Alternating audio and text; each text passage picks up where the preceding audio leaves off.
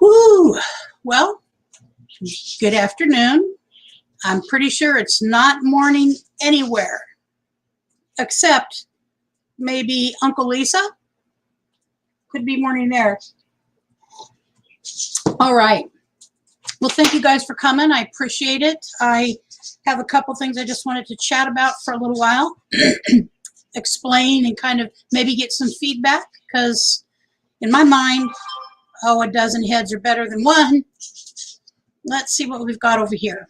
First of all, hey, Jim Bertrand. Hi, Lucretia. Been thinking about you and that crazy Kaylee. She was really on a roll the other night. Hope she didn't have more surprises. Hope you didn't have more surprises with your frumpy purchase. Don't see you behind the wheel. Didn't see you behind the wheel. All right, so we'll get to that. So welcome. Thank you. Van Vita Travels. Thank you, Paula, for coming. I appreciate it. I know everybody's busy. Lots of things going on this Saturday. And our Fatima Jaffrey, thank you for coming. I've been wondering. Oh, and by the way, Jim, you asked Jim if you missed anything. I was on my way to actually give the money for a 1998 Elite 30-foot Class A.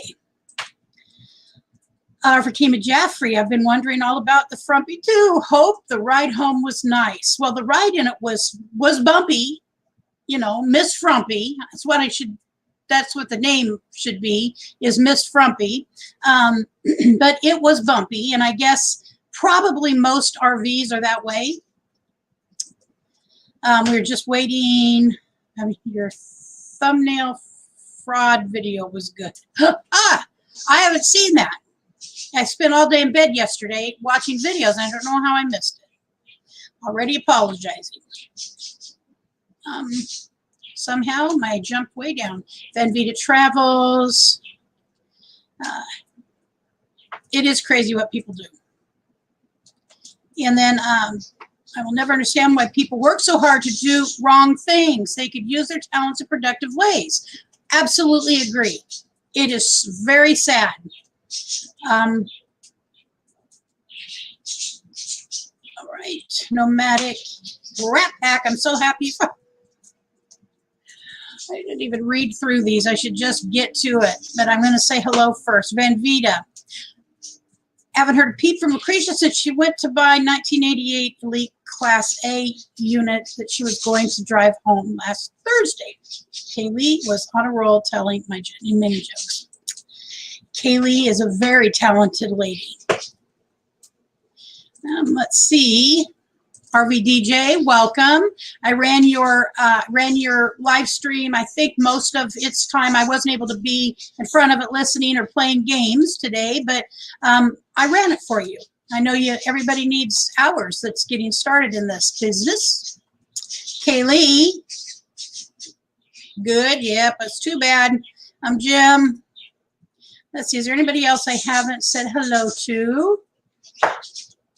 TGIF, hello to you. Rest of looks like a rest for Lucretia, maybe a Class C, better suited for them. Okay, so I just want to make sure I'm not hitch up and tow. Hello. Hello. Hello. Glad you're here. So glad you're here. Catherine Cook, happy you're here too. Arthur in Oregon, hello, welcome, welcome, welcome. All right, I think I've got hello to everybody. Thank you, Jim. I did my hair color this morning. It is close to my natural color, so I'm not a big fat liar, okay? My hair is pretty natural. It's just, it gets rid of some of the gray. Please, people. I don't want to be gray yet, okay? It's just life. Trauma survivor, Cynthia. Hello to you, Cynthia. Carpe Diem RV Style. Good afternoon. Modern King, my son. I have a double audio going on right now.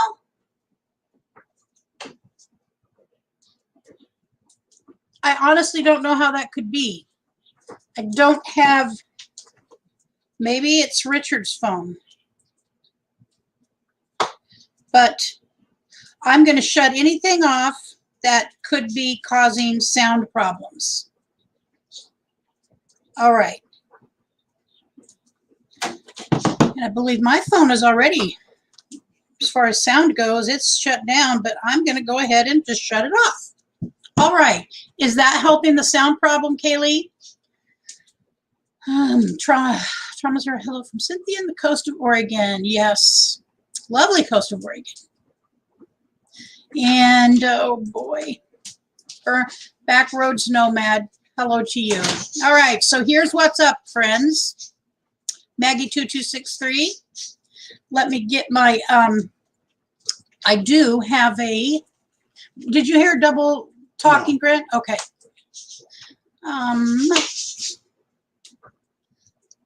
Oh, there we go. I do not have it. Hold, friends, for just a moment, please. A hold. Can you hold for one moment, please?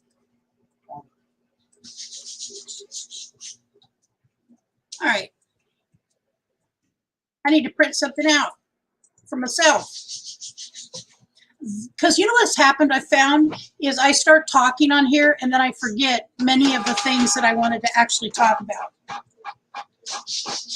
If you would take that phone and put it on for me, please, because I just wanted to make sure there was nothing I was doing that was causing the problem. I didn't hear it at all. Okay. Okay. All right. I'm back. Brief technical difficulty. All right. So here's what's going on. Already welcomed everybody. I was going to talk today a couple of things. Number one, Oregon lockdown. Am I locked down in Oregon or not? Our analytics are looking very nice, and I'll show you those, and I'm very excited. And finding a rig on a low budget and how that's going. And why am I sad? They're kind of all connected. Those two are very connected. All right, so, oh, you hear? Move over so we can see the fire. Oh, my son and I built, well, we built a fire this morning. Richard, see, I broke the door. As it turned out, it's my fault. So the other day, like on Wednesday or Tuesday, I think it was, so one day last week I had a fire going, and how I did it caused one of the glasses to shatter. And we now have one on order. They're like $35. And so today I have another fire built. And there's no glass in one of them, and Richard did not want me building a fire while that glass was not in there. But he's asleep. But he's asleep because he was up all night with our sick doggy. You're welcome, Kaylee. And so he's sleeping. He doesn't know that I took the cover off and built a fire. It'll go down. So what's going on, first of all, with Oregon? What's going on with Oregon? Here is some information.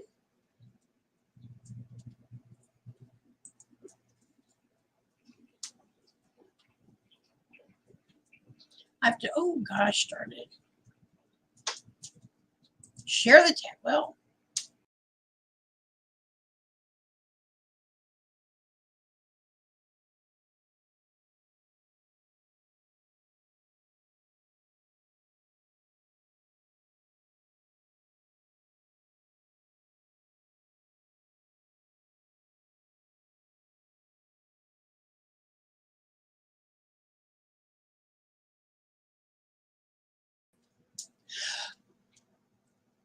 that was shocking. I did not mean to do that. So I want to share the screen.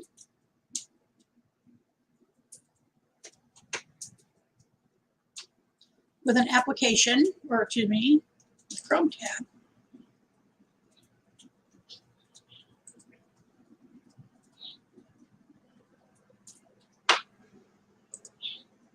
So here's what's going on in Oregon. Our coronavirus numbers are absolutely going through the roof. That right there, that little climb has just been since October 4th, right after my birthday. And that's not a good number. So our governor has made some decisions that, whether we like them or not, that is the way it is. One of the things, so let me grab this. So I made some notes because there's a bunch of stuff going on, and Kaylee had questioned me about whether or not Oregon borders were being locked down, and that's not the case at this point.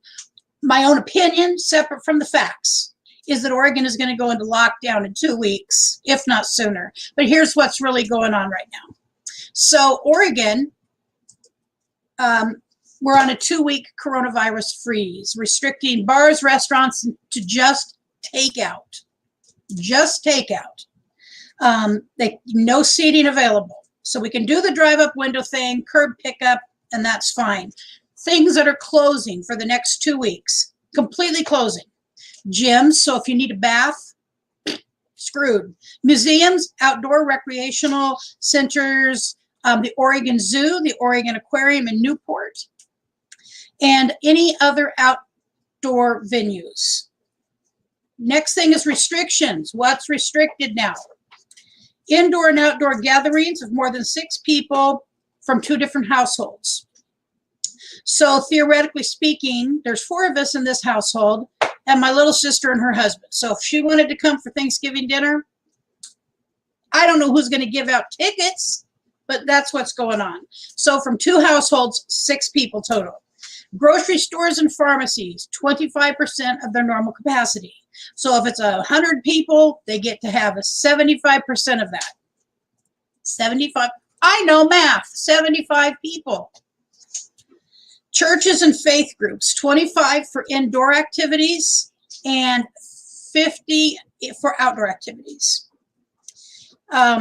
Long-term care facilities, no indoor visits.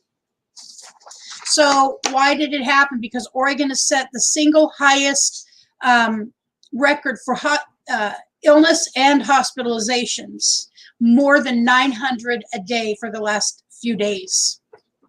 And that is not something you want in your back pocket. Now, travel. Here's one of the things about travel. So along with California governor and Washington's governor, if you come to Oregon from out of state, now, to my knowledge, nobody's checking you at any border crossing. And I didn't know there was border crossings here. But if you come from out of state, you have to quarantine for 14 days. Likewise, if you're from Oregon and you come back into Oregon, you have to quarantine for 14 days. So that's what's going on. Who this does not apply to: no changes for barbers, beauticians, hair salons, or homeless shelters. Outdoor recreation and sports programs, including the Pac-12. And by the way, I got on my Oregon Duck earrings. I am a Duck, my alma mater, and I love Oregon Duck football. It's the only football I watch. And they're playing today at 4 o'clock. I believe they're playing the Cougars, and both of them are 1-0. So Oregon's going to win. Also exempt are child care programs in K through 12.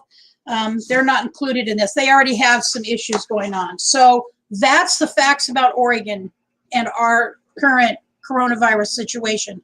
I believe in 14 days, we will probably go into a close down.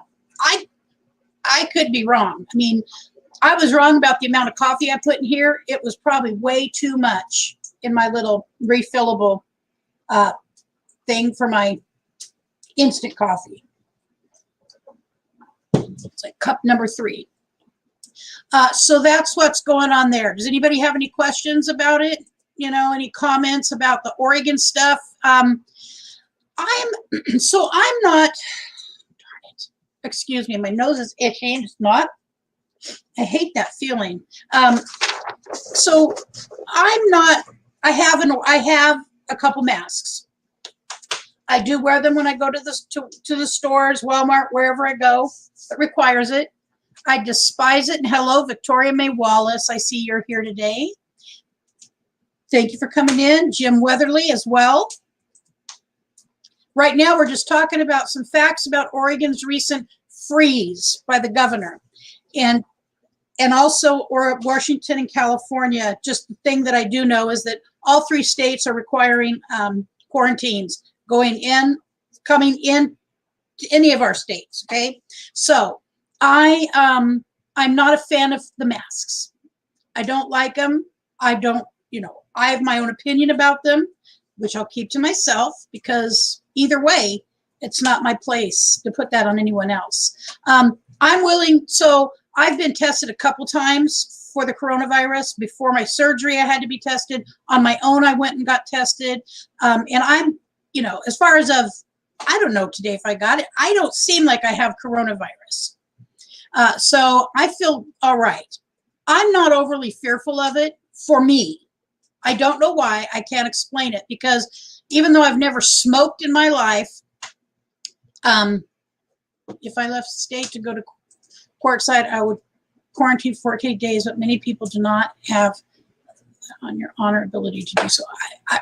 True, exactly. I will always be honest about whether I've quarantined or not. That's only fair, and that is the right thing to do. I know that my little sister, her husband, who is 2 years younger than me, or a year younger than me, he had almost complete heart failure in January and has been through a nightmare since then. I wouldn't subject Kelly to me if I didn't know I was sick. Let's say I was a carrier of it, but I'm not sick from it, and I give it to my brother-in-law and he dies. Okay, I can't even believe I'm saying this, but I mean, because I never really saw it as serious as it has been. It's just me and my very stubbornness. But I don't want to cause my brother-in-law to die, and he's at high risk right now. I have high risk things related to this, but for some reason I just don't feel afraid. I'm being responsible. I wash my hands when I get back into my car. I use my antiseptic stuff. When I come home, the first thing I do is I go wash my hands, and then I do whatever it is, and put stuff away.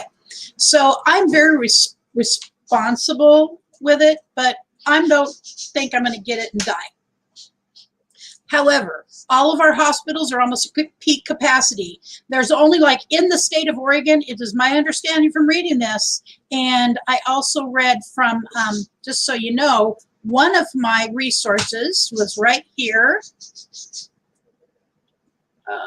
Chrome tab, is Oregon Health Authority. Oregon, and this part talked about the what's happening between the states. And then we had some more down here, the freeze, new measures in place. So that's where I got my information from. I didn't get it from gossip. I actually know what's going on. So that's one of the things we're talking about. I think we're done with that, unless anybody has any questions or comments. Trauma survivor, you're also high risk. Yeah, it's a real illness that killing people, and I'm very well aware of that. I don't know why I'm not afraid, but I'm just not afraid. And so what I was going to say is, I've never smoked a cigarette in my life. My mother and my oldest sister both died from COPD, and so I have some effects from that. I get respiratory illness. Would you mind putting one more piece of wood on there? Yeah. When I get respiratory illness, it gets to me bad. I get very sick, but I'm just not afraid it's going to kill me. So that's why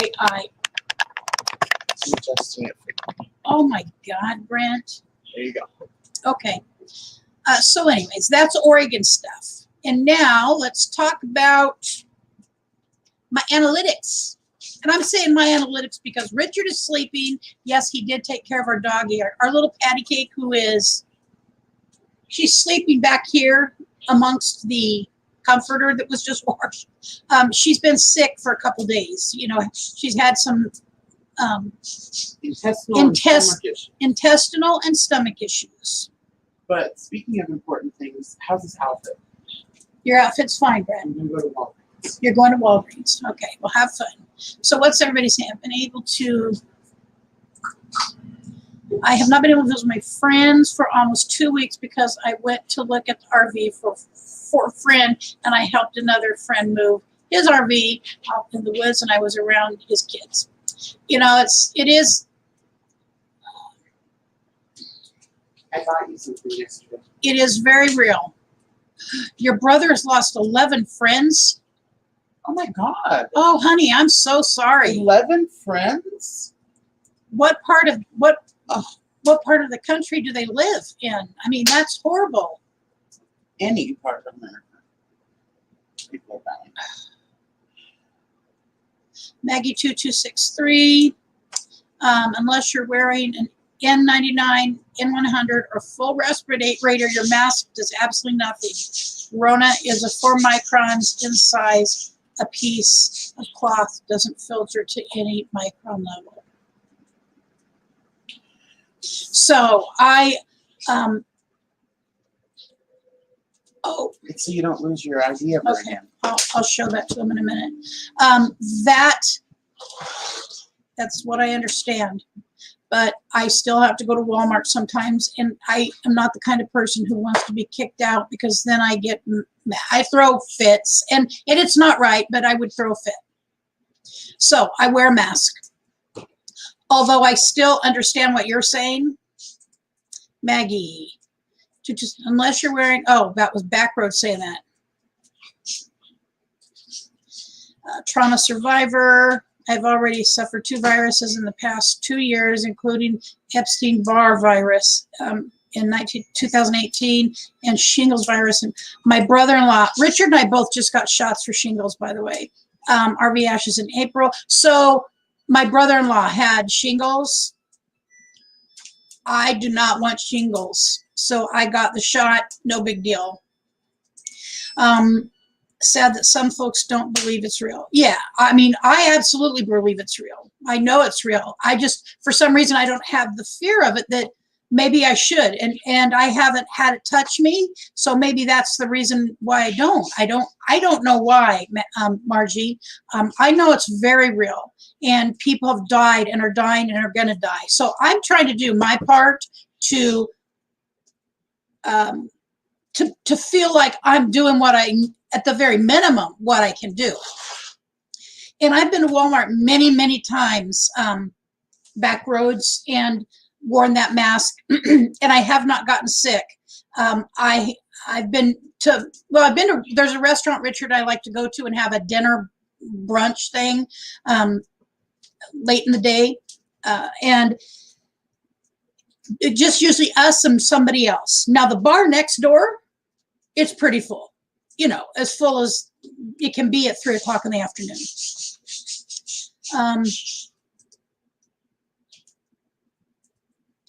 Nomadic Ratpack. I had a virus 2 years ago. I do not want it again. So I had a flu. I'm assuming it was a flu. I think it was 2 years ago. And it took me forever to get over it. And they considered it a bacterial pneumonia. Would you mind putting wood on there before you leave? Thank you. So you've been wondering how Patty Cake's doing. Well, she's over there sleeping. Patty Lake. She has a little something. She's had intestinal and stomach problems. And so she's still eating. I've been making her a scrambled egg with a tiny bit of turkey breast in it, just a tiny bit. And that's what she's been having for breakfast. And yesterday I fed her a very small dinner that was some dog food, but it was little tiny chunks of beef and carrots and peas. But then last night, Richard was up 3 times in the middle of the night. She had her intestinal issue. All right, so I stay in for the most part, except for bank once a month, and stay away from. We do have stuff delivered. I'm having stuff delivered. Oh, Box Van D, so here. Oh, there. Hello, Box Van D. How you doing? All right. I think I got the flu vaccine, and I got the flu vaccine about a month ago. Richard and I, because last year I didn't get it. And then when the virus hit, I'm out running around trying to find a vaccine just for the regular flu, and it wasn't out there. So I wasn't letting that happen. So we got it done quick.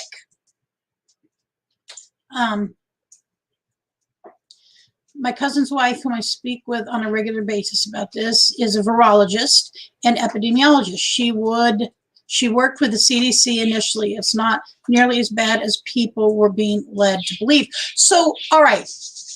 So that said, Backroads, there has been a significant amount of people die in this country. And my state hasn't had a ton of death from it, but we have had death. And, you know, with now the amount of people getting sick every day, almost 1,000, more of us may get sick. So if it's not that bad, and I absolutely respect what you say. If it's not that bad, why are so many people dying from it? And I do understand that there have been some issues about numbers. So I'm just saying, I got to shut this door. My son does smoke cigarettes, and I can't stand the smell of nicotine, and he left it open a little. Scared. I'm high risk yet not scared because only the Lord knows the time I go. That's true. That's true. I don't play Russian roulette though, because I lived in a house one time many years ago when I first met Richard, and I was talking to him on the phone. This is honest to God's truth. I lived with a girl who was my sister's best friend. She's 2 years younger than me. And she was even wild in a different way than I was as a young woman. And I'd say I was about 19. And we lived about 4 blocks from my parents. And so I lived in the upstairs. I had a whole upstairs to myself, and she lived in the downstairs. I came home, her and about 3 of her, and they're guys that I knew too, but they were her age, not mine, friends were sitting around a table playing cards and playing, I'm honestly telling you this, Russian roulette. And you will never guess what happened. I'm on the phone to Richard. I hear the gun go off. I had pulled Kathy aside and said, hey, sweetie, this is probably not a good idea. But I'm 19 years old. That's no excuse. Maybe I was 18. Would you remember the words? I didn't know what to do. And I'm on the phone to Richard, and all of a sudden I hear the gun go off. Boom. And there was a silence in that house that's indescribable. And someone screamed, call 911. So, and at the time, 911 was all my dad's friends because they were the EMTs. And a young man shot himself in the head. And so Did he die? He did not die. And there, I called 911 immediately. I went into the living room and helped get him onto the couch. And everybody, there was a few of us just talking to him and talking calmly and trying to keep him as alert as possible. Where did he get shot in the head? In the temple. He's real lucky. It wasn't his day to die. You're telling me he did? Yes. The bullet was in his head? Yes, the bullet was in his head. And he was alive? He's alive, very much alive. Wow. As far as I know, unless he continued to play Russian roulette. Can he, speak and everything? Yes, he can speak. Put it on the medium one. But on a lighter note, show them what I bought you. So, anyways, I don't play Russian roulette, Victoria, and I am trying to learn how to follow rules. I'm 59 years old, and I'm just in the last few years really learning how to follow rules. And before my son leaves, he wants me to show you what he got me. He got me this for my ID, because which she loses her ID all the time. He's exaggerating a little, and it says, do you know where your driver's license is right now? It's in my wallet. Girls just want to have funs. Girls just want to have funs. Girls just want to have funs. All right. For an RV. So there you go. Yes, she's very awesome. Bye. I got money on Dad's wallet. ones. Okay, thank you, Brent. So I can tell from reading some of these that folks need to fact check before posting. And that might very well be. And that's why I posted the facts of what's going on in our state. And I know that it is escalating. I showed the chart. It's going off the scales. And I don't want to be the person who passes it on to somebody else who maybe does die from it. So I'm doing what I'm told to do.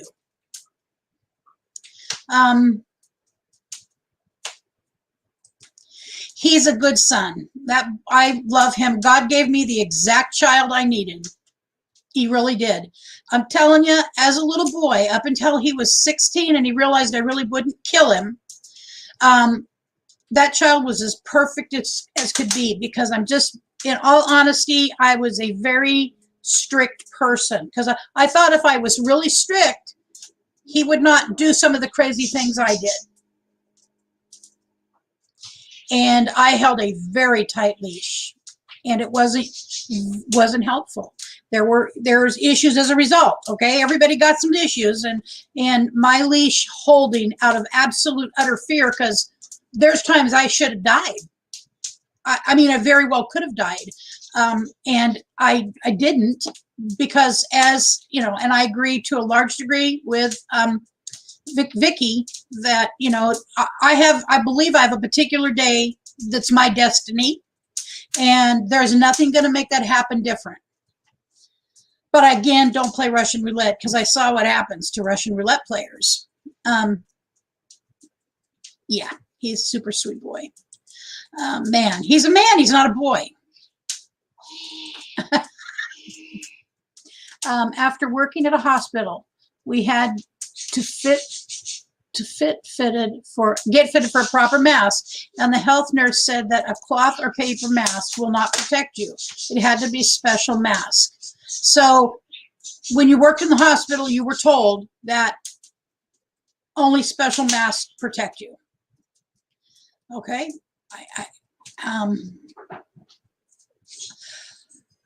I'm doing what I'm supposed to do, is what I can say. In many self-inflicted gunshot wounds when I was a paramedic, where the person survived, some with no effects, some that were paralyzed, and some were vegetables. Yes. So this boy was so lucky, so lucky. And by the way, all the firemen who came, yes, were people who I knew very well. And I was in shock. I was in big shock. RV search. So Jim, I don't have it. And I'm glad that we have New Horizons in the room. Okay, and I'm probably gonna cry, and I'll try not to cry. But when someone, so being disabled, so my disability, I can walk around, I can, you know, get around in normal places very well. And so I do fine, you know, but the nerve condition I have, when I walk, my legs go numb. There's a numbness. I know that they're there, but it's becoming more apparent that there's a real problem. And I've been disabled for a few years, so go figure why I've not caught on to that. Zen attitude. Thank you for coming. I'm very happy you're here. So we're talking right now about my non-existent RV. And so I went there with full intention of buying it. And we look all around. My little sister's there with us. I was going to drive it home. The man who was selling it for the neighbor was helping us with everything. And you know what the doghouse is? Everybody who's been in, so it never dawned on me. The doghouse never really affected my thought about what kind of RV I wanted until, hello, wandering gypsy vanner, until Thursday afternoon. And I had to literally crawl I had to literally crawl over, and I did it. I mean, I did it. I got over it, but I had to crawl over the dog house. Hello, Patricia Woods. I had to crawl over the dog house. And I can't do it. I got over it, and I got into the seat, and my little sister knew right away something was wrong. Well, first of all, it hurt. It hurt me to crawl over that doghouse and get into the seat. And there's no other way to do it unless you had long legs. I have a 24-inch inseam. I know it's not normal. And so I crawled over it, and I sat there in the driver's seat for a while, and I looked around, and I thought I could do this. You know, I can drive it. But I can't be maneuvered. So then after about 15 minutes, Richard and Ken were done looking around and taking video of everything. Richard was videoing everything, so we'd have the information. You don't have a big doghouse. So the ones I've seen, and because, you know, we're looking at mid to late 80s vehicles, and I don't know if there's a difference, but it's huge. It was huge. It was huge. And even Richard was looking at it going, in his own mind, after we talked later, he was concerned because he's like got short legs too. You know, we're two short people. And so I had to, the way I had to get out of that driver's seat was ridiculous. And it couldn't be done on a regular basis. It just couldn't. So I went in and I talked to the lady. You know, I didn't want her to think I was a flake because no, this seat did not rotate. Nope. That's what we were, Priscilla, my little sister, and I were trying to figure out. Could it rotate? No, it could not rotate. So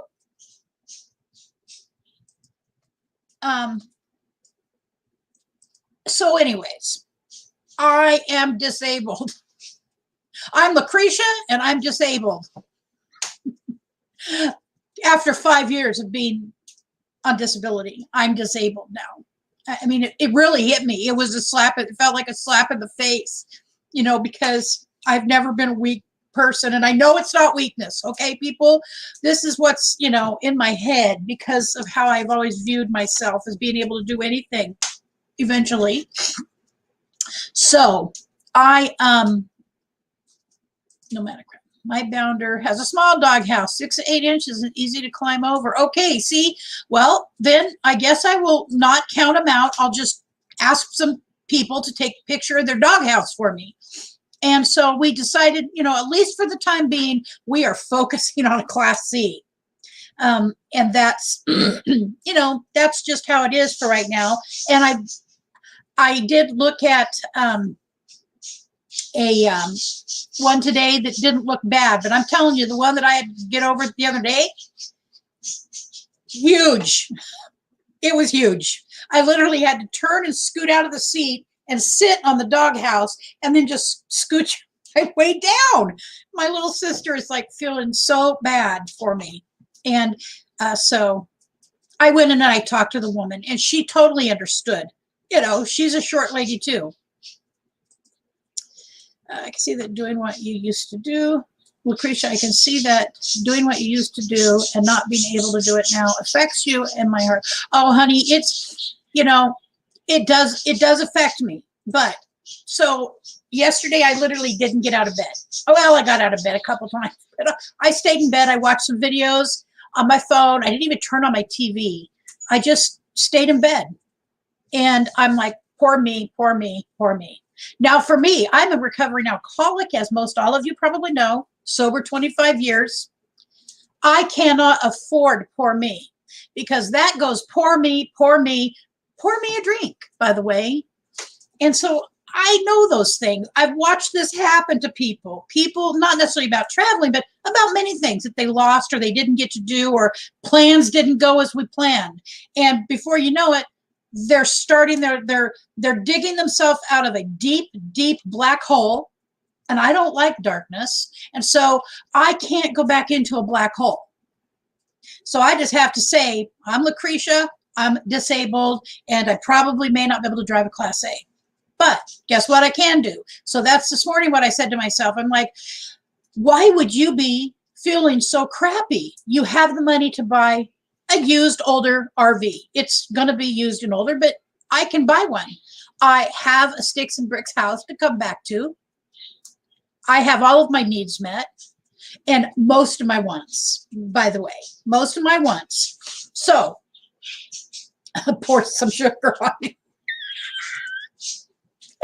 Well, so yeah, I hear you. I hear you. Hitch up in two. We do what we can do. Nobody does more. Remember, the right one is out there. Absolutely. And so this morning I got up with a whole different attitude. And I'm just like, oh, Lucretia, stop whining. I invited my best friend to come to the show today, but she hasn't shown up because that's exactly what she'd say. Stop whining, Lucretia. I can't get down on the floor and play with Miss Abby. My legs just won't let me do it. My nerve disease has robbed me of so many things. Exactly. I have a different nerve disease than you do, but I know what you're talking about. People don't realize how much, most people don't realize how much nerves are involved in walking, in getting up and down off, in laying in bed, until you're physically affected by something like a nerve condition, it's impossible to really tell somebody. Finally just learning after 12 years to do the things that cripple me. Yep.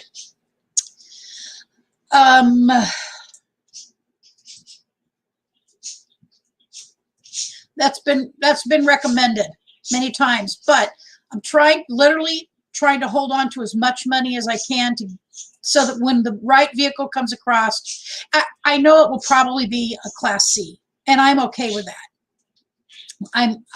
So I do have a couple in the works, and let's see. I do have a couple in the works.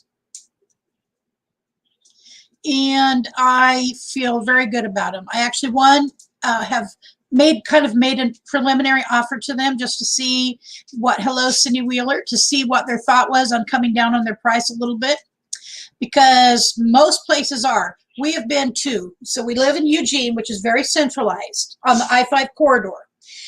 We've been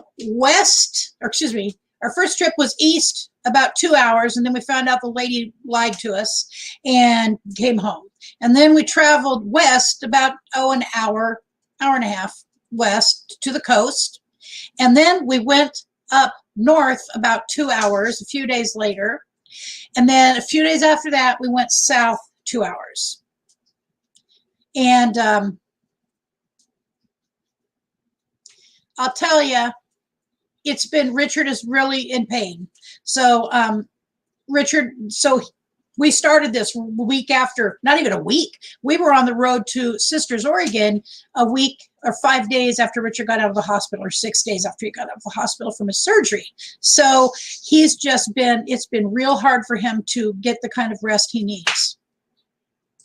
Last doctor's appointment, when he told me that I moved up into my neck and that there's nothing that they can do and go enjoy life while you can, it hit me like a brick wall. I get it. That's part of why I'm feeling so desperate to do this. I understand that feeling. And it's not a fun feeling, because I'm a doer person, just like I suspect you are too, Susan. You're a doer lady. Recommend you renting one to see how it goes. We bought a brand new one in 2018, only used it 6 or so times. My physical limitations have affected me from doing what I want to do. Cindy, it's this physical stuff is really, I know I don't want to sound like I'm stupid, because I'm really not stupid, but it's affecting me more than I thought it would affect me. And so I have to overcome that stuff in my head. Sissy's Journey. Oh, well, first, Rhonda and Gypsy Vanner. Waiting on your second one. I, too, have nerve damage from the first surgery. My legs don't work right and can't stand for a long time. Very painful. So I've had both knees replaced. So a year ago, this last January, I had a 4-level back fusion. And there is nerve damage from the disease, and there's nerve damage from the fusion to a degree. 3 months after that, I had my left knee replaced. 3 months after that, I had my right knee replaced. I guess maybe 3 months after that, I should have had a lobotomy because that was foolish. I did not give my body recovery time. And my doctors really overthink my recovery ability. I recover so well, they're like, let's just cut you open on both ends and see what we can fix. Wood blocks on the pedals may help you. I'm not having trouble reaching pedals. It's just climbing over this darn thing in the middle. Desperation will cause mistakes. Yes. So that's why when I woke up today, I was very glad. I know you mentioned driving in our car, renting or flying and renting. Hi, Zarza Binks. Hi, baby. And, you know, the dogs help me. I'm going to let you see him right here. Zar.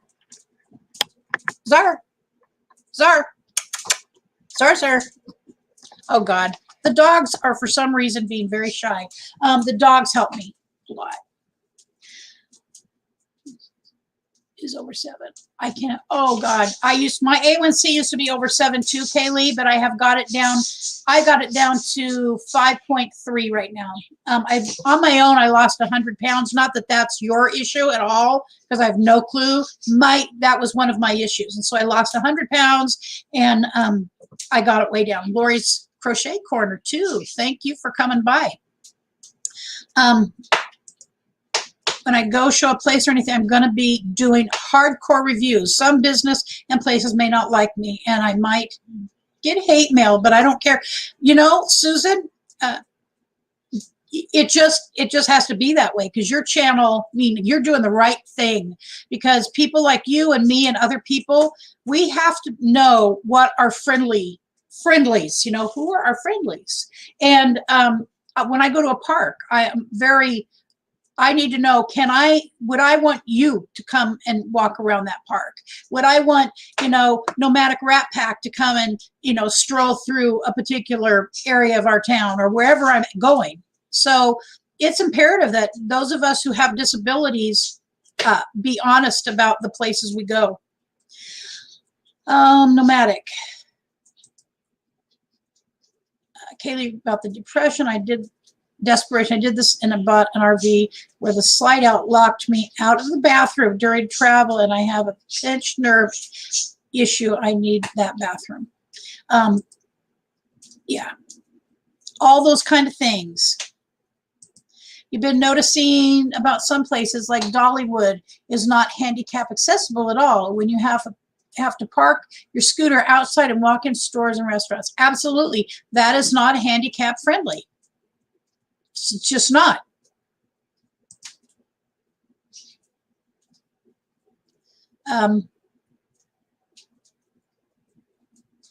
Let's see.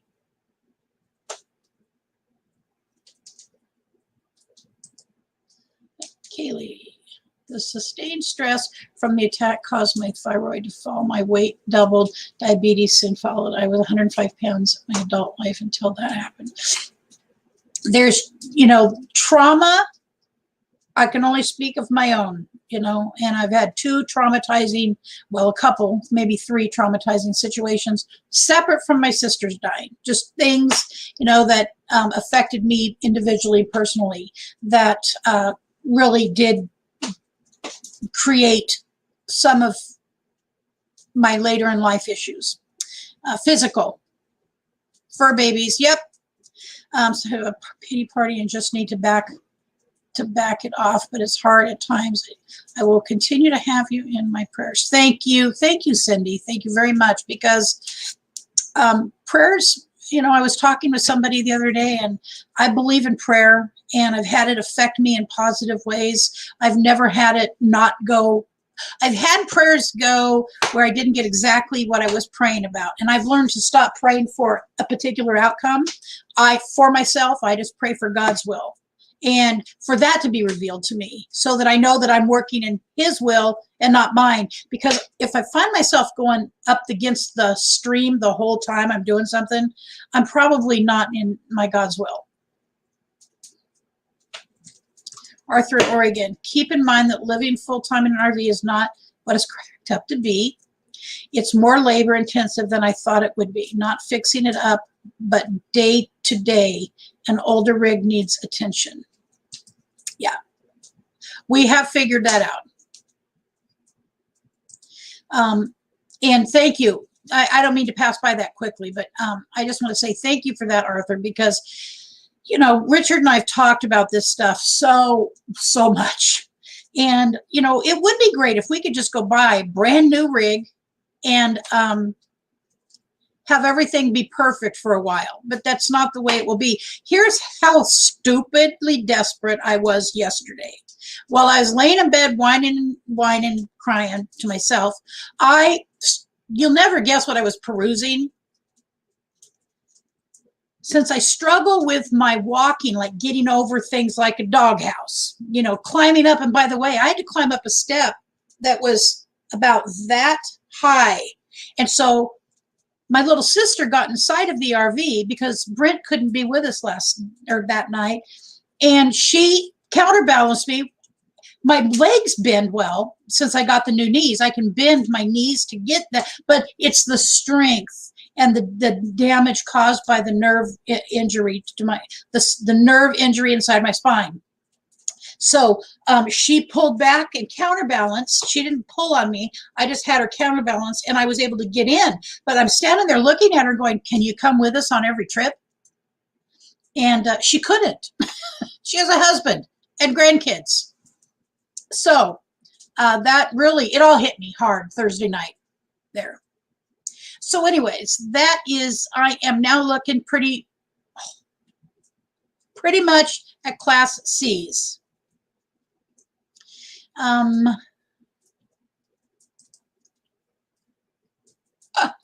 Yes, we all do it from time to time. I just can't lay in it and sleep in it for day after day after day. I cannot put my sobriety on the line, you know, and I just can't. So your wife's having hip surgery in December. Not sure about her recovery and travel ability yet. I'll tell you, a friend of mine, she was supposed to have a knee replacement done before me. And she found out in her case that her hip had collapsed inwardly. She went for her pre-op with her doctor, who, by the way, is the same doctor who replaced my knees. And her hip, she was having such bad pain in her hip. She had to have a hip replacement before the knee replacement. Yeah. I'm Oregon.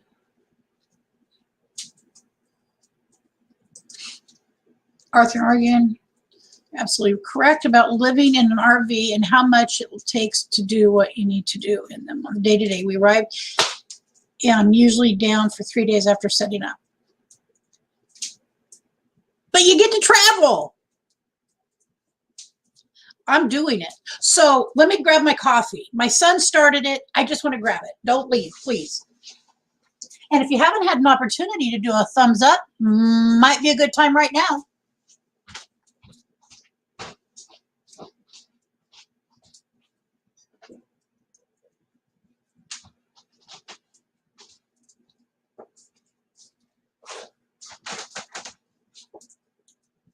And I'm going to put a piece of wood on the fire.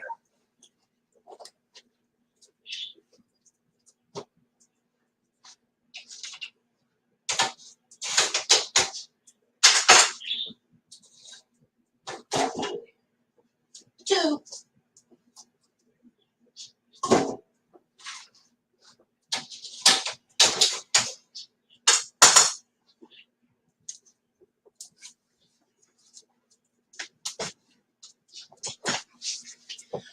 Thank you for being patient. Life rerouted. Thank you for coming. Glad you're here. I see that. Okay.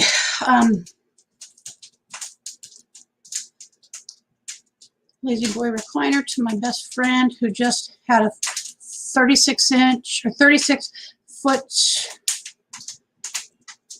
Yeah, that's really cool. So we're looking at options. We're not leaving anything we're leaving everything on the table. So primarily we're looking at Class Cs. However, RVing with G, hello to you. Glad you're here. So we are also looking at the possibility of a truck and a toad. I don't know. Who knows? So it's still in the air. You know, it's all still in the air. I wish that it wasn't. I wish that things were simpler. Don't forget about Copart. I will not. As a matter of fact, let me write the word Copart down, and I'll remember what that means. What he's referring to, Nomadic Ratpack, is that right up the road from us, about 3 miles, is an auction called Copart, and they auction off RVs. And, you know, people get them taken away for all kinds of reasons, and they go to auction. So, and as luck would have it, Richard for many years worked in that business. He worked for their neighbor. He was head of detailing. So that's what we're working on right now. Just looking at my stuff here. Oh, before I forget, hello, Johnny's Journey. How are you? Glad you're here, Johnny. And Jill, and I think I said hello, but if I didn't, there you go. Hello to you. Yeah, it's going to happen. So, oh, I meant to tell you what I did yesterday for a big chunk of the day. I was looking at videos of, Richard would never go along with this, okay? But in my mind, I was just trying to overcome the barriers. And I thought, let's get, okay, hold on to yourselves here. Let's get one of the nice,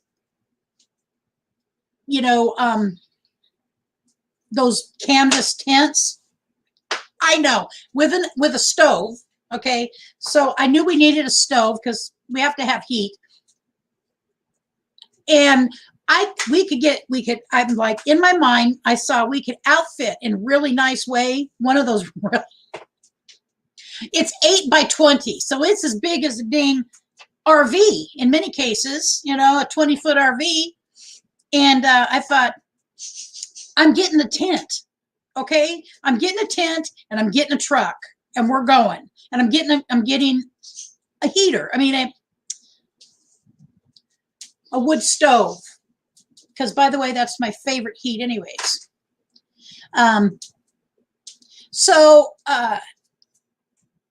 You know, get a shower tent and, you know, all those things. I can't find the right RV. I'm not, then I'm just getting me a tent. Now that's foolish, but it's not the most foolish thing I've ever done. So there's to that. Arthur Norrigan.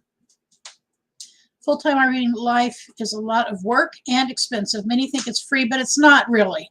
No, and I know that. And if you want a full-time, full-time, you better have replenishing dollars. So we have an income no matter what.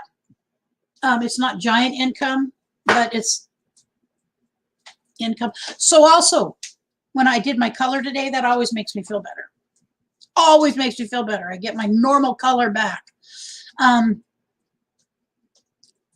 Oh, so short bus. So we originally, short bus, don't rule out, please, a couple of recliner chairs. So we actually were originally going to get the short bus up the road from us about 10, 15 miles that we found last year and, or earlier this year. And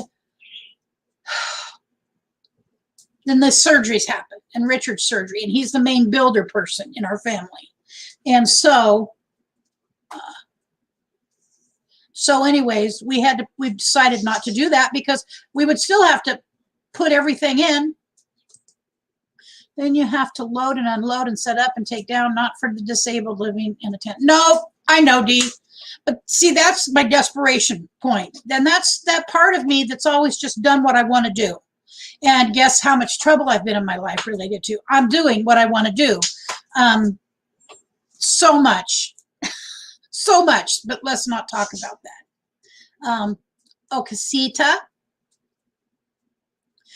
I have tented in my younger years, and by the way, we do have a very nice queen size air mattress I bought a couple years ago. It was not a cheap one, and I wanted a nice one in case my one sister got well, but she didn't get well and she passed away.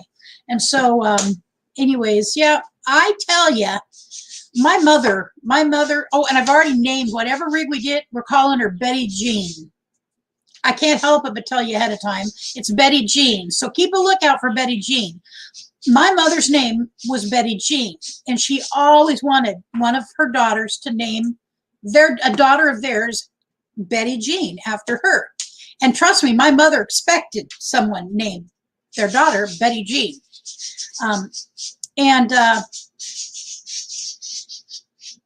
So it never happened. There's lots of grandchildren and great grandchildren in our family, and nobody ever named their daughter Betty or Betty Jean. So we are naming whatever rig we get is going to be a Betty Jean. Truck with a pull trailer is a great option. Yep. Originally, the reason I thought I wanted to live in what we drive what we live. Okay, so either Class A or Class C was in case we had to leave quickly. But Richard and I are both fairly savvy people. We would not let ourselves be in a situation where we had to leave in the middle of the night out of fear. And I've got us locked down in a way that I don't need to run from anybody anyways. So I wasn't going on the road feeling unprotected. But yeah, so we're looking for that too. So I'm on the lookout for either an older Class C that's in good condition, and I've got two. One is way up north, really very close to Victoria, May Wallace. Vicki, it's very close to you. It's in the Dalles, and I think that's fairly close, within a say hello distance. And it's decent shape. The mechanics of it are good. One of the reasons I so desperately hated leaving the one behind on Thursday, I can't begin to tell you all the work they did on the engine, but it was a phenomenal amount. And she was letting me buy it for significantly less than she put into it, and could literally list off, including these new air things on the front and the back, new brakes. There was fairly new tires on it, and stuff in the engine, including a new oil, not oil filter, but oh man, I can't think of it. But there was a bunch of stuff that matters. All the hoses, all of those kind of things, new spark plugs, good quality ones, different quality that was originally on. Artist on the road, can you hear the birds? Yes, dear, my son has got 4 little, they're called budgies. They're about this big. Budgies are not, they're parakeets. I didn't know you could probably hear them that well. Right, Dee. So that's one of my reasons for wanting to have that truck. And oh, by the way, what I'm also looking at is the possibility of a Chevy, not a Tahoe. It's bigger than a Tahoe. It is anyways, it's an SUV, kind of an SUV, but it's like a Chevy Tahoe but bigger. And that we would pull it with. Artist on the road. I hear birds too. Yeah, we've got 4 they're in the dining room. They're not even, they're like 12, about 15, 20 feet away. You hear them, that's so funny. Sissy's Journey. I'm doing no build on my short bus. All right. So we may end up I don't know. So that's what I'm saying. Everything is still on the table. That bus, but it's not available till the end of December. And I really want to be leaving like December 26th and headed for Quartzsite. You do here. They are talking up a storm. And Brent just loves them. I don't know anything about birds, but Arthur in Oregon, Betty Jean Inyard. That is very familiar. If you're talking to me, oh, you're talking to Sissy's Journey. A Suburban, Kaylee, a Suburban. And I've talked with a car lot about one that they really feel very positive about. Near Jekyll Island.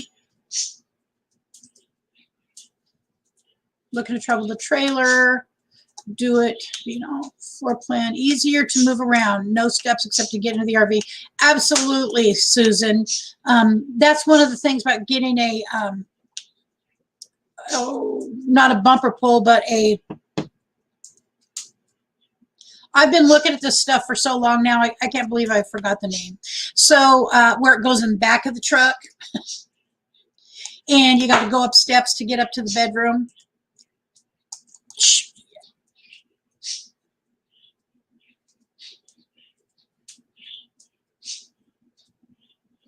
Oh, fantastic travels. Hello, Sherry. Thank you for coming. We've even looked at a van like Sherry's. There's one up the road from us about 4 miles, 3 miles. But again, for 2 people, I just think, and we've been married a long time, and God knows that we love each other, okay? But we do not always like each other. And quite often, it wouldn't be very fruitful for us to live within 10 feet of each other constantly from here to eternity. Yes, Fatima, fifth wheel. You got it. Griffin Fish Room. Hello, glad you're here. Thank you for coming in. We're just talking about stuff that's happened from my, oh, there goes our, I got to let the big dog out. Hey, Zarzar. Go on, big guy.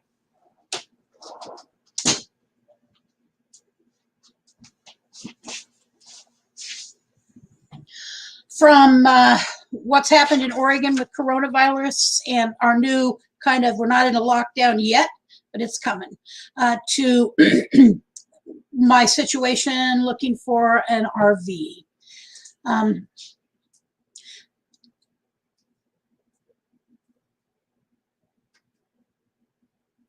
Nomadic Ratpack. I know where this is going. You need ample amount of room in an RV to enjoy being in an RV when you come from a big house. Yes, 3 bedrooms, 2 bathrooms, living room, family room, dining room. And about, let me count. So 1, 2, 3 TVs in the house. And then, of course, the computer we can watch TV on. Box D. Yes, ma'am. And I'm not ruling out a box van. I saw a box van that, and a step van, actually, that somebody had already started the build out on. And I think that we could go from there with the one. It's just not local. And Richard really is struggling with not feeling well with this back surgery and not being able to recover. Thank you for coming in, Dee. See you tomorrow. Yours. So fantastic travels. You said something up here. This is not your forever home. Sure, I understand that. My goal is a cargo trailer and truck or a box truck. This van is right for 1 person. I would be really tight for 2 people. I know. I can tell. I can tell. And Richard like automatically said, no way. No way. We still love each other, and we would like to keep it that way. Yes, I've looked in RV Trader online, and I guess I'm going to need to get one low. And I've looked for Eugene. Okay, I looked. So my sister, who used to sell buses, she's helping me, and so we're looking from Seattle to Sacramento, and every place in between: Seattle, Portland, Eugene, Roseburg, Klamath Falls, and then over on the coast. I really don't want to go east because I'm not driving back over the snow. I can tell you that. And I just don't know anybody right now who can drive back over the snow for me. Nomadic, I'm finding out that chasing good weather allows you to be in a smaller RV to use the outdoors correctly, as living space in a cold, wet climate is hard to be in a small RV. So there you go. You just hit a nail on the head. Troy, chasing good weather. And I think that is one of the things I actually look forward to. Got to go get ready for work. Well, thank you for stopping in. I'm glad you're here, and you stay safe at work, Johnny. Thank you for doing the work you do. We were talking about medical stuff earlier, and I appreciate frontline workers like yourself. Whoops. All right. So I want to also show you something else here.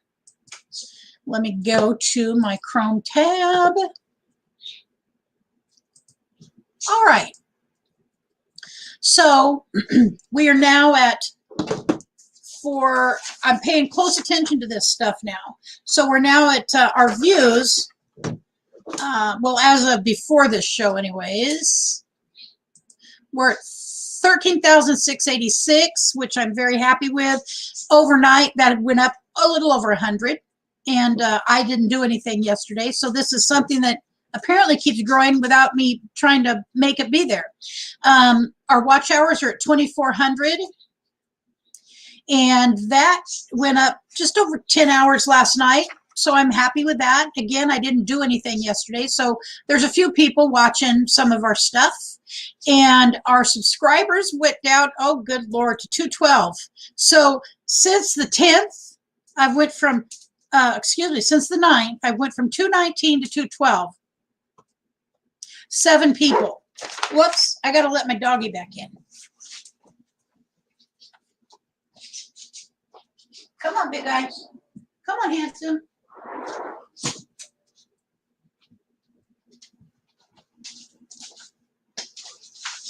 Such is the life of a dog owner. So I don't know. I don't know if it's something I'm doing wrong or if it's just something that happens. I have felt really good about the people that we have, you know, about let me get back to where I was supposed to be, you know, about our subscribers, but I've lost a couple and I'll live with that. It's fine. It's no big giant deal. All right. So that was one of the things I wanted to share because I really do feel good about that. I believe that I believe that I will have my watch hours in by Christmas, and it's the only present I want. You know, that's all I want. That and to keep my two and to be through that hurdle. That's not even a hurdle. That hoop.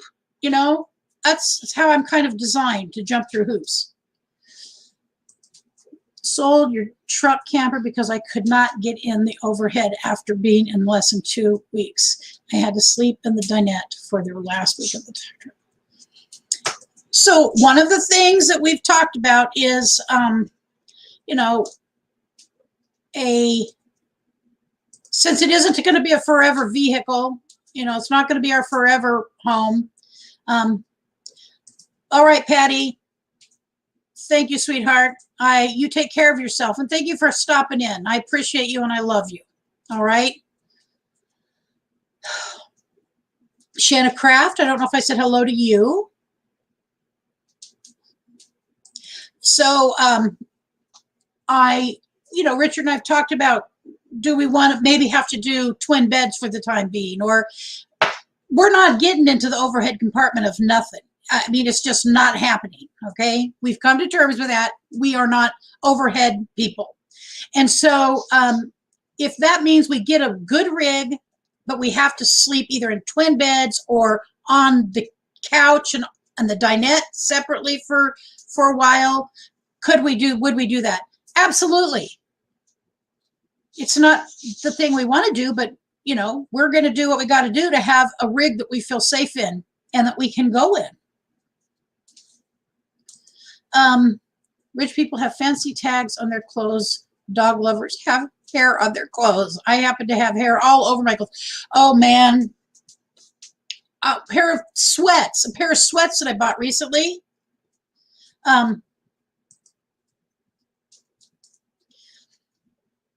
Everybody recommends that, Shanna. I mean, Sissy's Journey.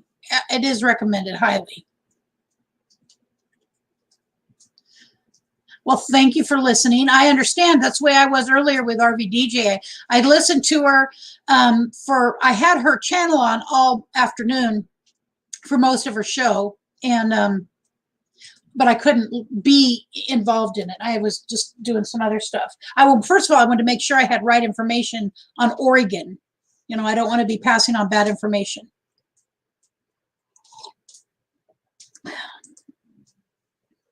Don't worry too much about a few subscribers. Your numbers are constantly increasing weekly. Yeah, I know they do. I'm doing okay, and I really don't. But I'm the kind of person who goes, why? What did I do wrong?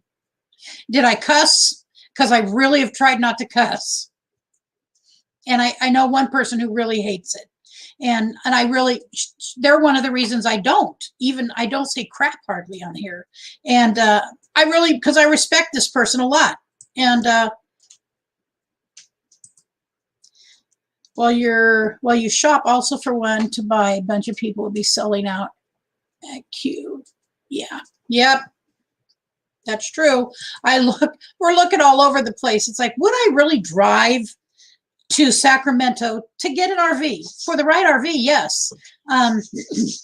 I have a question out as I keep watching my phone to see if it's been answered yet on an RV, and I haven't heard back. So,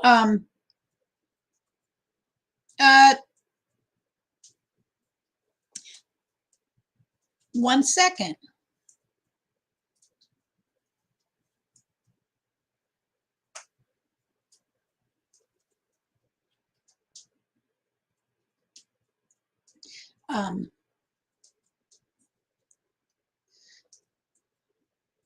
One last second here. Oh, 22 is not right. So I have some stuff going on with a couple different Class Cs. A lot of people lost last week. I thought the same thing as you. You lost 7. I'm like, wow, what did I do wrong? You know, did I wake up on the wrong side of the bed and I was a little crabby? And I think it's just the way it is. You know, I'm not going to go crazy over it. Nomadic Ratpack, when you're on a tight budget, renting an RV may not be an option. Can cost you $2,000 for a week. Yeah, that's true. I was looking at that. It's not like I'm completely brainless. Okay, not that I think anybody thinks that. I hope not. But I did. I thought about that, and I was looking at those prices over the last couple of days, and I'm like, oh, gosh, really? I'm going to have to sell my kid in order to do that and really know how good it is. Purges, find him not subscriber to. I know, I don't understand. Yeah, and I've gotten a couple of really good subscribers, so I've got to double check and see if they are still there, if they're one of the purges.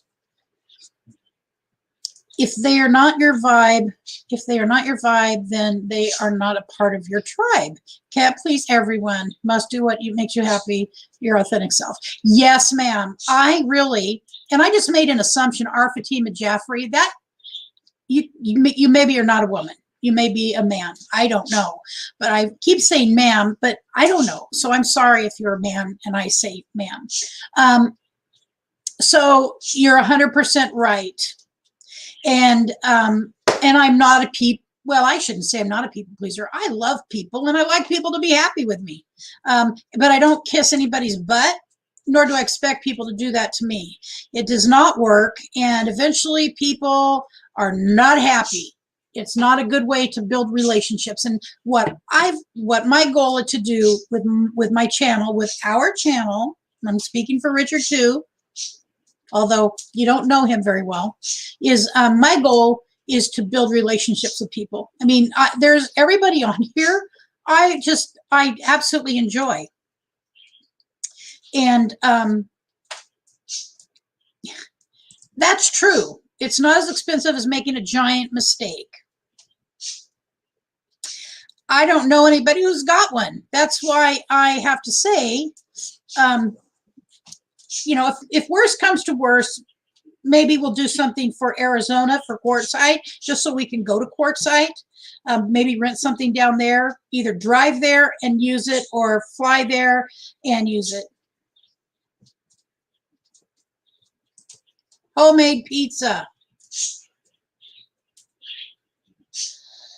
Oh man, I love homemade pizza.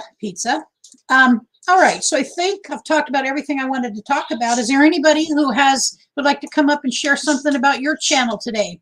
And talk about what's going on with your channel, maybe how you came to your decision on your rig, what didn't work.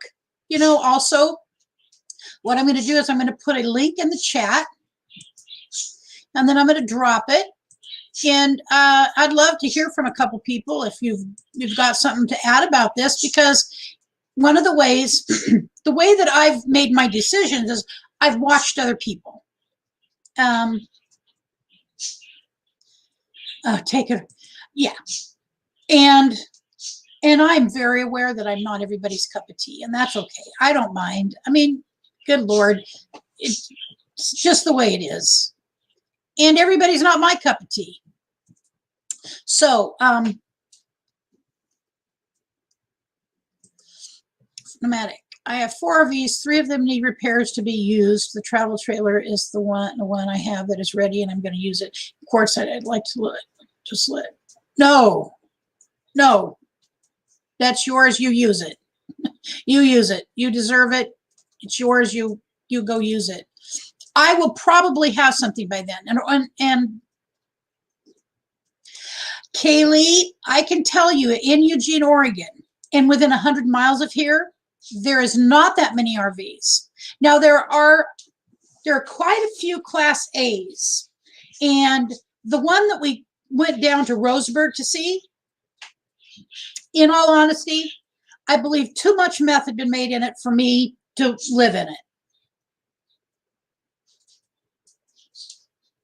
And I'm not going to be in that situation again. We lived in a house once that had meth made in it prior to us living there, and the landlord lied. So Richard and Brent got sick, and, you know, they can keep that.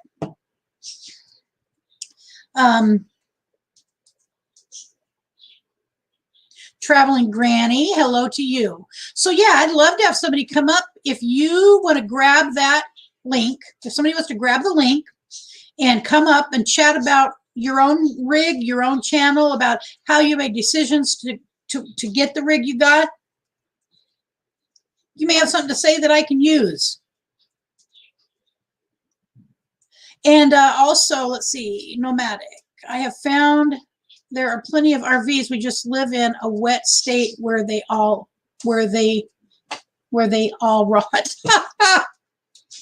Here, here. High five. High five, Nomadic Ratpack. Absolutely. Or Maggie, yep. Anyone who wants to talk about their channel or the rig, or, oh, there we go, Troy. You just wave at me when you're ready. Not yet? Okay. So let's see. I also, just give me a thumbs up. Okay. Hello. All right, let me kill the volume. I forgot about that. Okay. That's I'm right. going to tell Jim something. I make great bread. It's one of the things I shouldn't know how to do, by the way. I make beautiful bread. I haven't made any yet this season. I usually start making it in fall, a couple, every couple days, couple times a week. But I'm really trying to stay away from carbs right now because they are my second drug of choice. All right. So how you doing, Troy? I'm doing good. I just came on to show you our snow. You're in Eugene. Oh. You're getting rain. Yes. And You've got snow. we got a 1.5 feet of snow last night. It's warmed up enough to make it melt, and we're getting mixed rain and snow. And I just wanted to put that up there too. Oh. She just popped in. We all love Gina. Hello. There you are, Gina. Hello, dear. Thank you for coming by. I cannot read or chat when I'm actually up here with you because I use the TV for that. But I just wanted to show you guys what I'm dealing with here in Central Oregon. That's over a foot on that table, I think. Oh my gosh. And that's the fifth wheel that we just had donated to my friend with a bad back. It's a 97, 3 slides, a little rot in the bedroom, in the roof. Other than that, it is just an incredible shape for a 97. And it was given to him by a couple that lives in Canada. Look at that rig. That's my 4-door dually in front of it. That's 36 foot long. It's got 3 slide outs.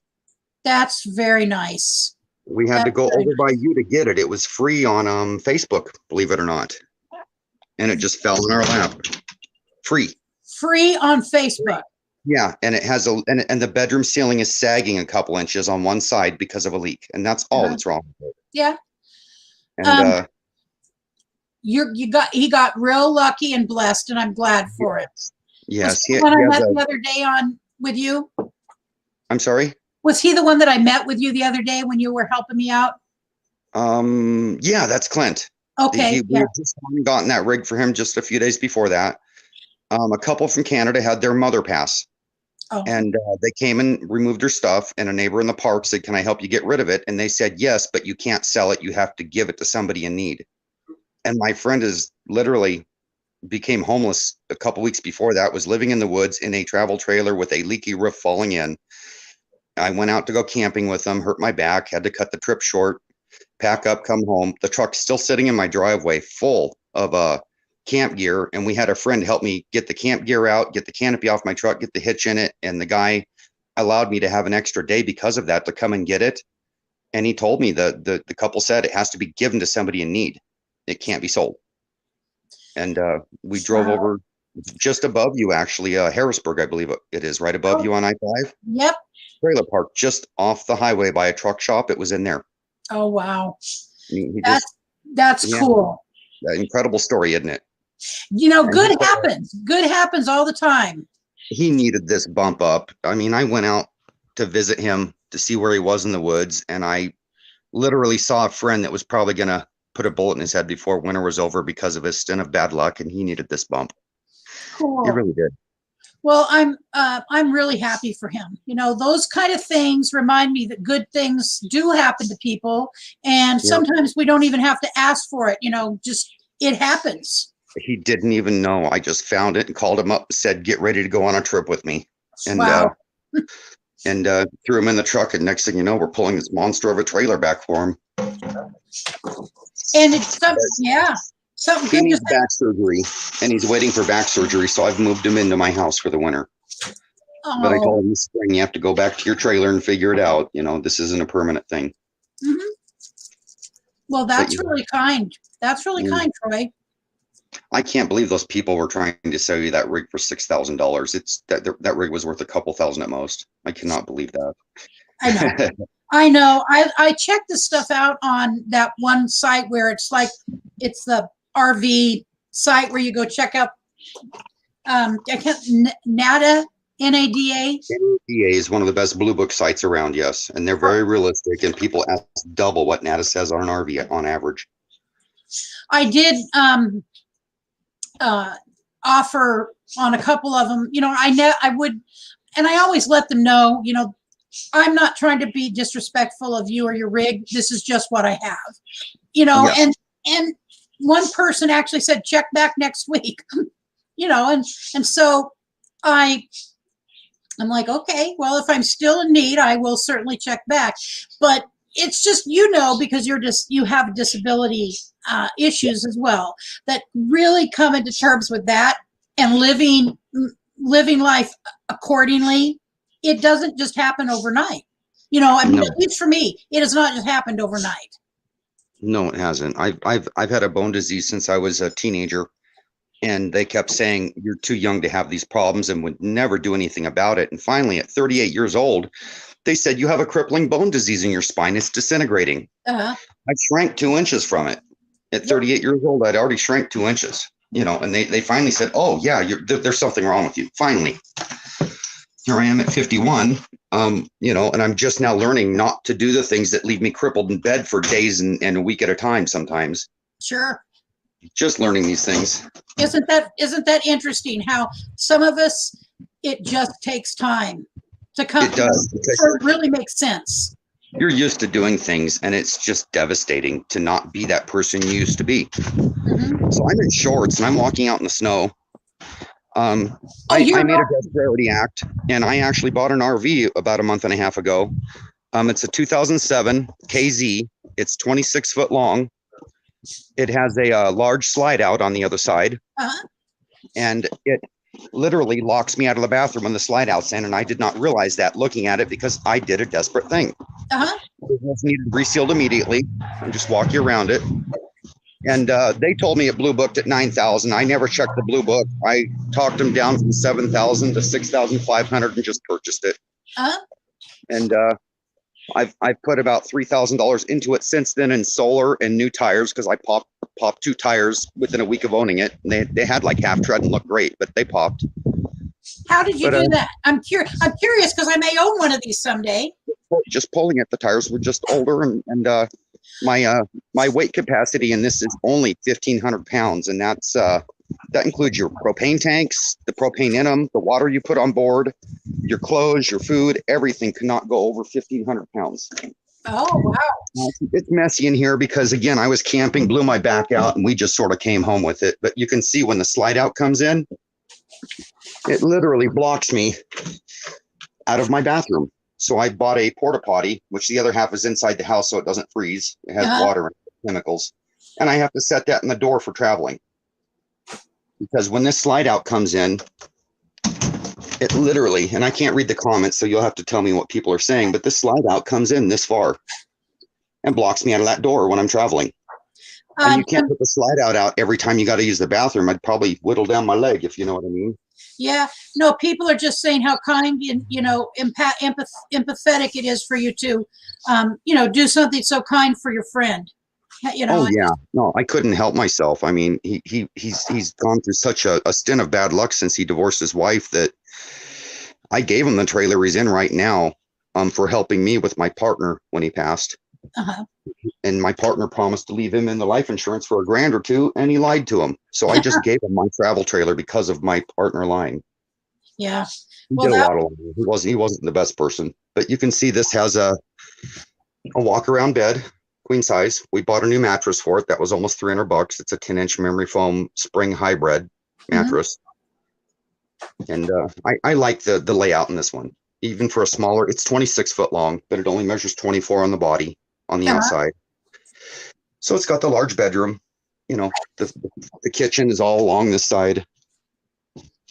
And then the dinette and the sofa sleeper on that side. And, it makes it so roomy. You know, one of the nice things about a slide out like that, obviously, is that it just opens it up so much.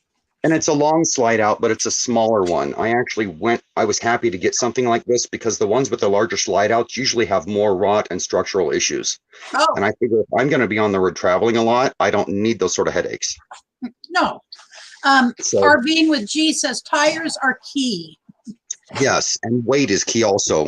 Checking the hauling capacity of your RV is so important. So important. RVing with G also.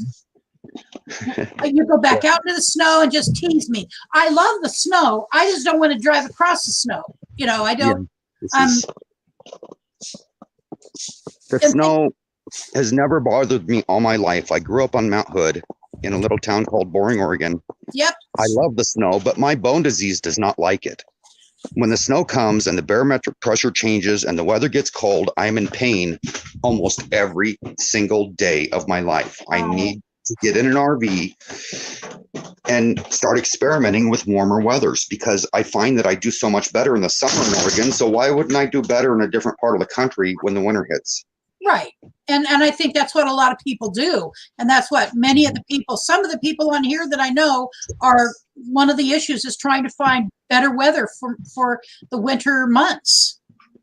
Yes. And I love living in a home, but my body, there's no place in the country I can find where the weather's good year round. You literally got to go find something closer to the equator and live there and deal with hotter weather. Yeah. Let me tell you something.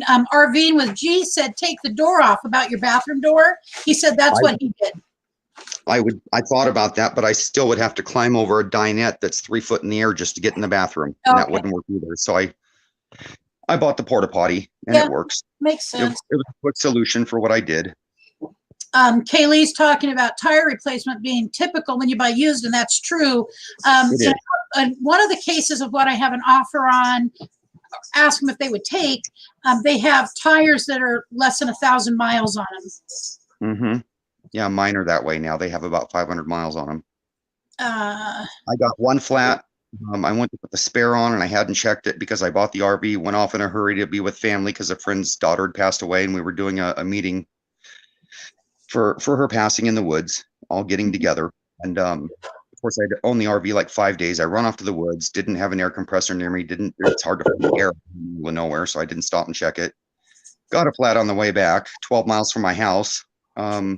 Went to put the spare on, realized it was flat. So I just left the spare off of it and pulled forward to a pullout about 1/10 of a mile and blew my tire out, second tire, before I could even get in the pullout. So I just jack it up and stay the night in the RV on the side of the road till Les Schwab opened the next day, unhook from it, take 2 tires in, get 2 tires on it, then take it back up there a couple days later and get the other 2 tires put on it. Plus I bought a brand new rim and spare. So I now have 2 spares for it because the way this thing is set up, if you lose one tire, you are going to lose a second one. Do the weight. Wow. Wow. Wow. Cause 2 in a lot of travel trailers. And that's something else I gave no thought to. That would be my luck, right? What you just described. I know if I know. And someone, I think it was one of the ladies just mentioned that they've heard that tires rot from the inside out, like dry rot from the inside out. But I don't know if that's the proper terminology, but Richard told me to always ask if there's any checking. I don't know what that means, but weather checking is the cracking in the sidewall of a tire from the tire literally rotting, whether it's wet or dry. It's just old rubber. Yes. It's compromised and the structure of the tire is falling apart. And you look for this, you'll find it usually in tires closer to the bead where the rim is. Some tires, it's all over them right out to the tread. Aaron Jemison is saying for tires, don't buy the number of miles, go off the date of manufacture on the tire. Yes. Tire shops will sell you tires that have been on a shelf for 3 or 4 years, and you literally gotten tires you cannot expect to get the full life out of. Because rubber, believe it or not, has a shelf life. It goes bad the second they make it, it starts going bad. Wow. And that's really bad, obviously catastrophically bad, possibly with an RV, because there's usually a lot of people that could be harmed by a blowout, going down the road. Yes. And something else I found is do not cheap out on tires. Everybody that lives in an RV will tell you this: buy the highest and best quality and best rated tires you can get. Yes. I tried to upgrade my tires and they could give me no better than what was on it. I tried to buy the best money could buy.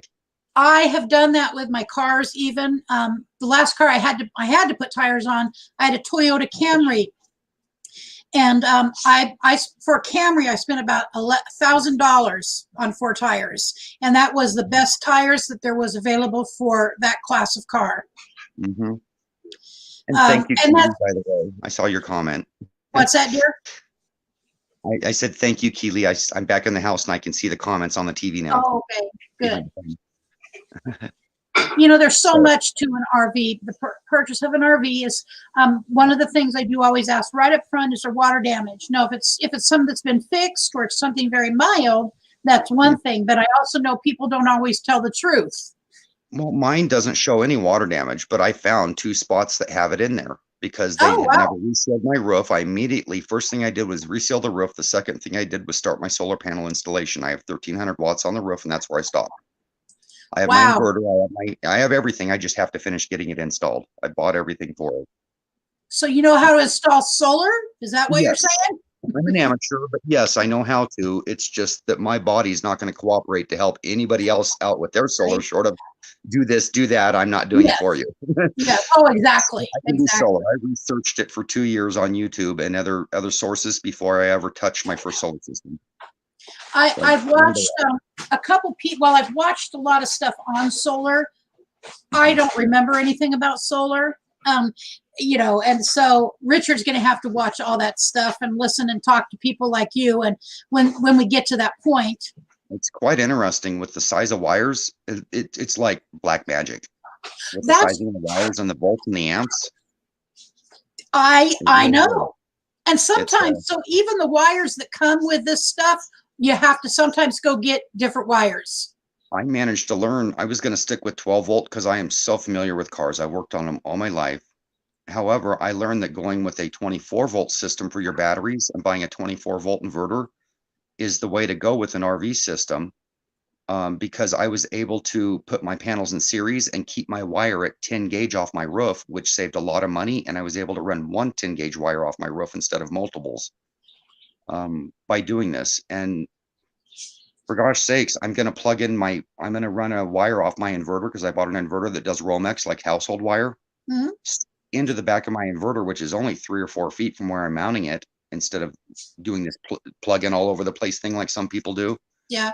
And I'm going to leave the 12 volt battery on the front of my coach. My big battery bank will keep it charged through the inverter or converter on my trailer and run my plugins.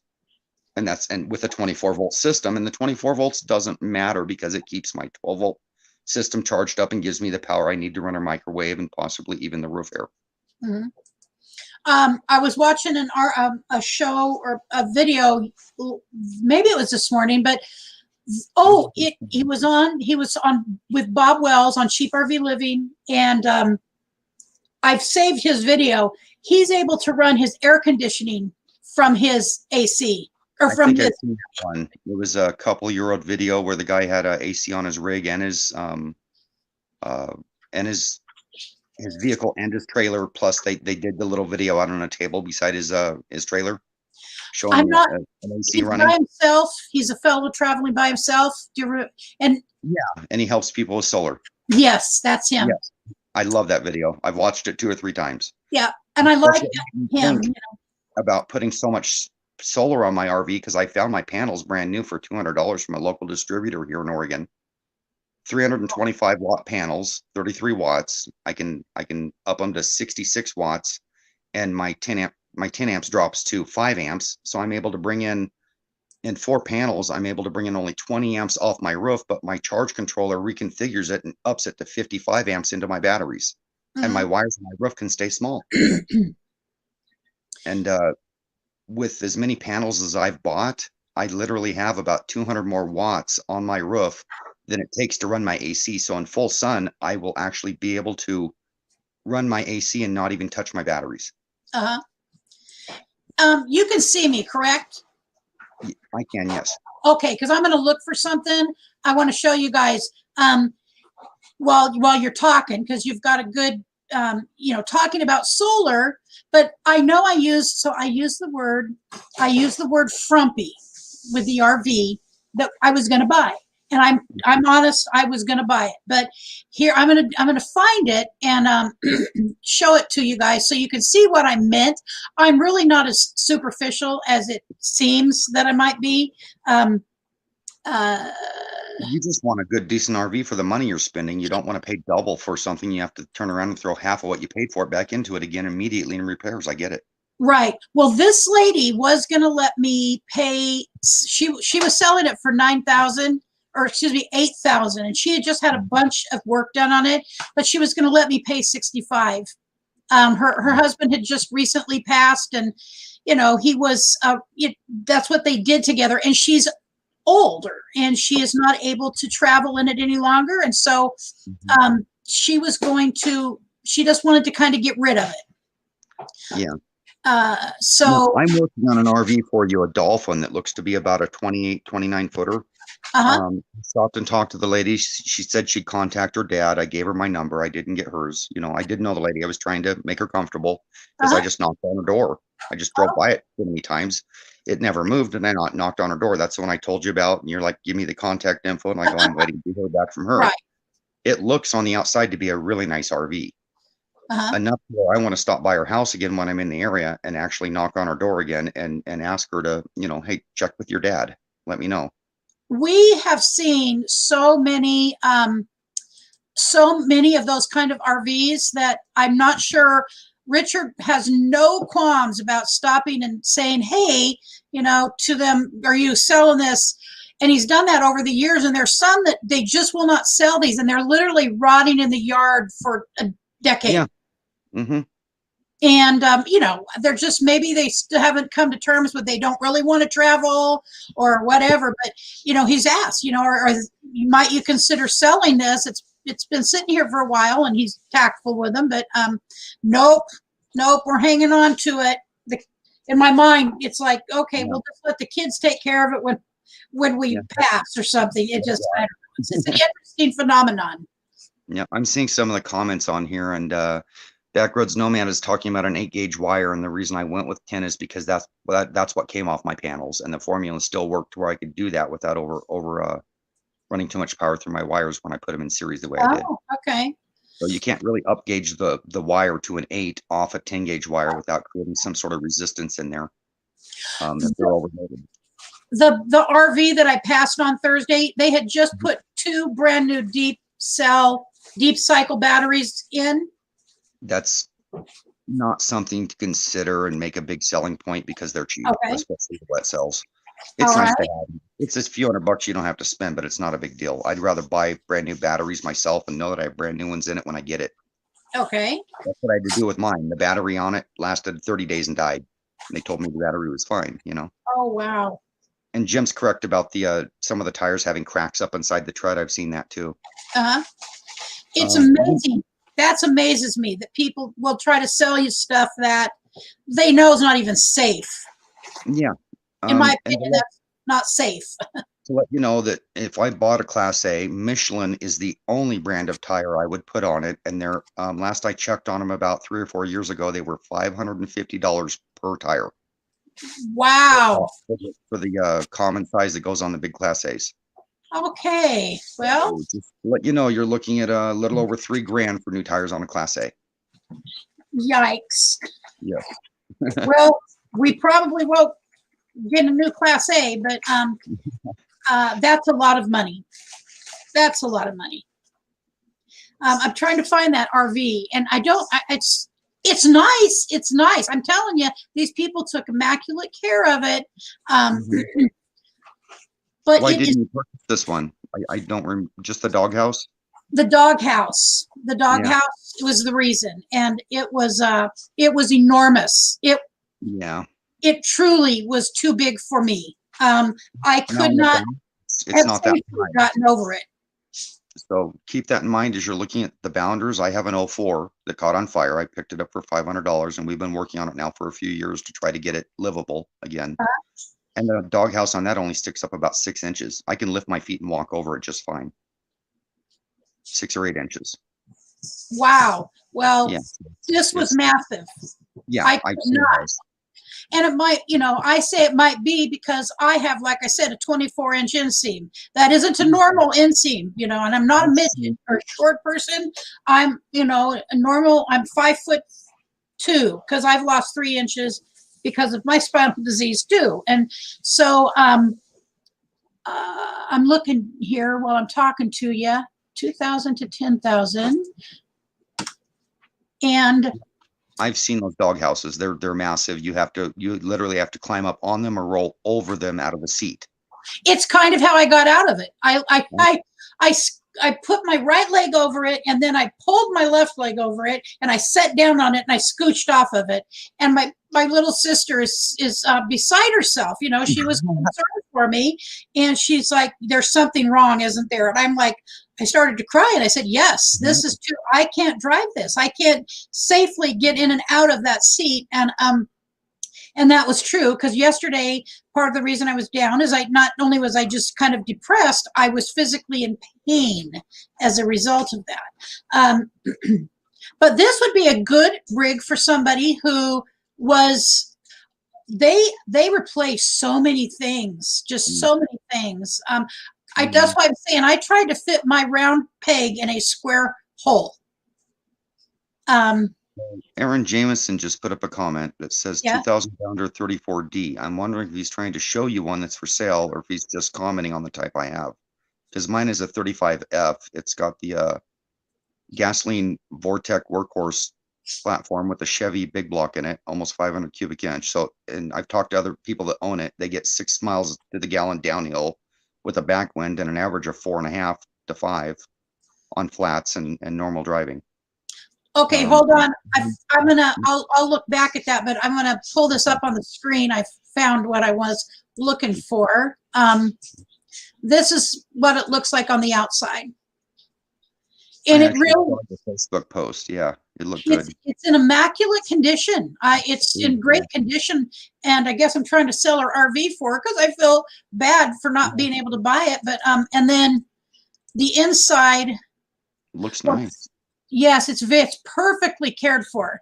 And then on the inside, that doghouse, that was the seats, at least the driver's seat, you cannot turn it any direction, but right exactly where it's at. That's not a doghouse. That's a dinner table and cup holder. That's not a doghouse. You're right. You put plates on that and have a meal. And but the reason for me that it is frumpy is it just really, and that's a 10-inch brand new memory foam mattress, and that's a queen size walk around bed, and it had a this is called a Banks Power Pack, and I read about Banks Power Pack. It helps with power and it helps with gas, better gas consumption, fuel. It just, to me, see, this is all kind of a very light pink. It's really, this is maroon or burgundy, whatever you want to call it. And this was the color they normally put on those things. And her husband used this for his, he had a motorized wheelchair that he had to use. And so he put it there, but he was able to get over the dang doghouse. But yeah, this is the one that I was out buying, and I just couldn't actually. Now the tag axle is nice to have, but keep in mind that's more maintenance. It's going to be more tires, more bearing repacks, all that stuff. I try to avoid an RV with a tag axle unless I intend to haul a big trailer or boat behind it, because that's what it's really? Okay. Yeah, it's really for extra hauling capacity. I didn't know. So I thought because I watched a bunch of videos, or Richard and I took him hostage, and we watched a bunch of videos on driving when I thought I was going to have to drive one. And so, of course, guess what, where I go to is YouTube, and I watched a bunch of YouTube videos on them. And so I noticed it had a tag axle, and I thought tag axles made it more stable. Yes and no. They do offer other benefits, but they were really built for the hauling capacity. But again, bearings, maintenance, tires, all that stuff on them is going to be an added expense down the road. We're talking at the price of the Michelin tires that I was explaining to you. That's $1,100 added to your tire bill when you got to replace them. Yeah. Just for having a tag axle. Okay. I've seen a bunch of comments on here if you wanted to take a second and address a few of those. Yeah, I'm going through right now. Jim, so Aaron, yes, so cabinets are, if you smell mildew, right. Richard used to be head detailer for a company, and that he's very well aware of that kind of stuff, and we've smelled that, except the one we went into that I'm fairly certain meth was made in, and I'm not joking. I think meth was made in it, and so I just And I gotta poke for soft spots in the corners on the roofs and look for any saturation. Some Chinese bought- manufactured tires are especially bad for cracking. Okay. Yeah. Aaron, it's going to sound weird, but Walmart or Costco is across the yeah, Walmart and Costco all over. And I saw the comment on buying tires from a nation brand retailer so you can get them repaired on the road. That was important too. Right, and I've done that with all my vehicles. Aaron, I wouldn't pay more than. Okay, cool. Maybe the next one I think I'm going to buy, I'll send you a picture of it. They have it on the market for like 78, 79, 75, something like that. And actually, the logo is about 85. Yeah, I wish you'd gotten a chance at that Bounder that had the repaint on it in Portland. That would have been an incredible rig, I think, for you, and it was priced good. We went up there. That Bounder on the inside was not. They took some really well doctored photos. Okay, he did sell it that same day, but it wasn't to us, and I wasn't going to buy it. I don't like being led to believe something that wasn't accurate, and I can overlook a lot of things, but it was his what he said is he let someone live in it for 2 weeks and they trashed it. Well, like 2 years. And it was not in good condition on the inside. It looked beautiful. I went up there thinking, this is it, because I want a Bounder. And my little sister goes, why do you want a Bounder so bad? I said, okay, if you understand marketing, when you say the word elite, which is the one I was going to buy, and the word Bounder, which word do I see more associated with, Bounder or elite? I think I'm more Bounder than elite. Elite Bounder has a good reputation for putting out a good rig. Yes, here's another little known fact about Class A's, and I'm watching the comments, and RVing with G is popping up a bunch of RVs in different areas around the West Coast, or at least this area for you as we're going along. But the older Class A's were put on chassis that were not rated correctly for the rig they built on them, and they were overloaded for their weight capacity out of the factory before you put gas in the gas tank. You have to get up into the late 90s to the early 2000s to actually get a Class A that gives you an extra 2,000 to 3,000 pounds hauling capacity for the vehicle. And most people don't know this. And it creates a situation with, brakes getting chewed up, leaf springs breaking, all kinds of structural and frame issues. And you can do some research on this, when you have the time, and see that the older Class A's were just not built correctly for their weight ratings. And some of them were 800 pounds overweight from the factory for what the rating was on the frame. It should be illegal. It really should have been, yes. And it caused a lot of accidents and problems like that. And Aaron's point here, who's going to crawl up on the roof and do the inspection? Right, Aaron. Normally that would be Richard, but we may be buying an RV in the wrong time. I mean, truthfully, considering how Christmas should be the right time to purchase an RV because people want money for those gifts. Every year, Christmas is a great time to buy about anything you want. Yes, that's true. Yeah. But if I want to be gone on December 26th. And me too. I want to be down for the January meetup and experience 2 or 3 weeks of Arizona weather to make sure this is going to be right for me. I know it's going to kill me getting down there. I'm going to hurt the whole time because it's going to be a rush down, enjoy myself a little bit, rush back, quarantine myself for 2 weeks before I can see my friends in my home, Yeah.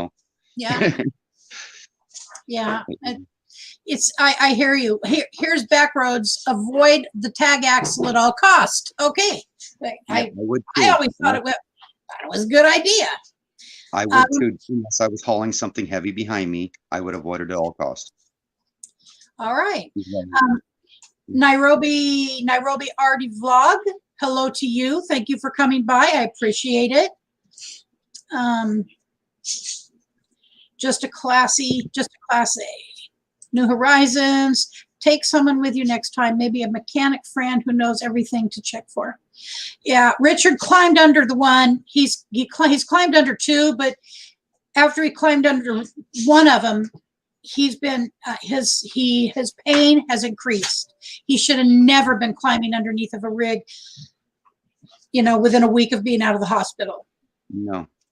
And you know, it's just lessons learned. We just thought we could do this, you know, in this time frame. But guess what?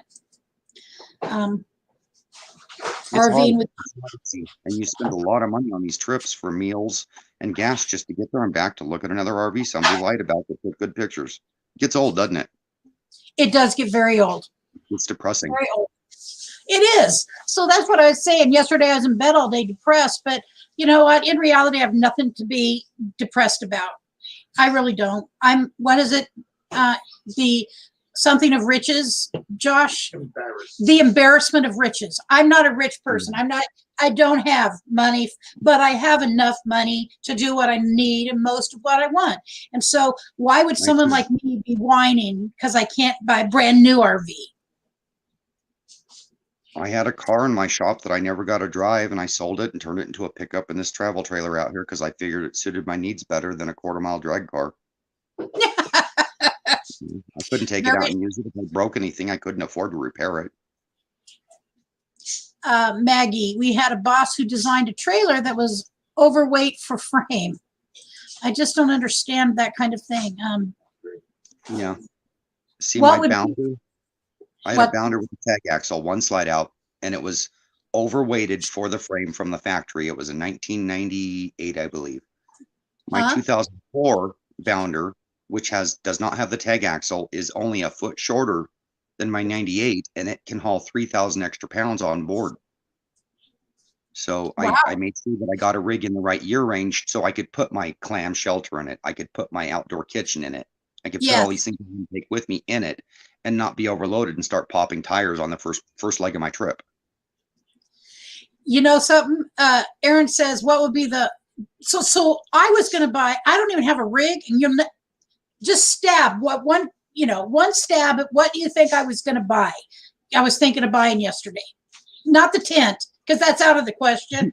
but what do you think I was going to go buy yesterday off of not Craigslist, but Amazon?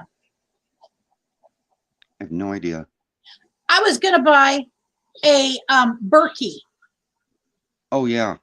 I was going to buy a Berkey, and I was going to buy a Jackery. I don't have a rig to put either one of those associate with. So I would hold off and buy it for the space that you get. Yes. Wise decision. Art of RVing is here.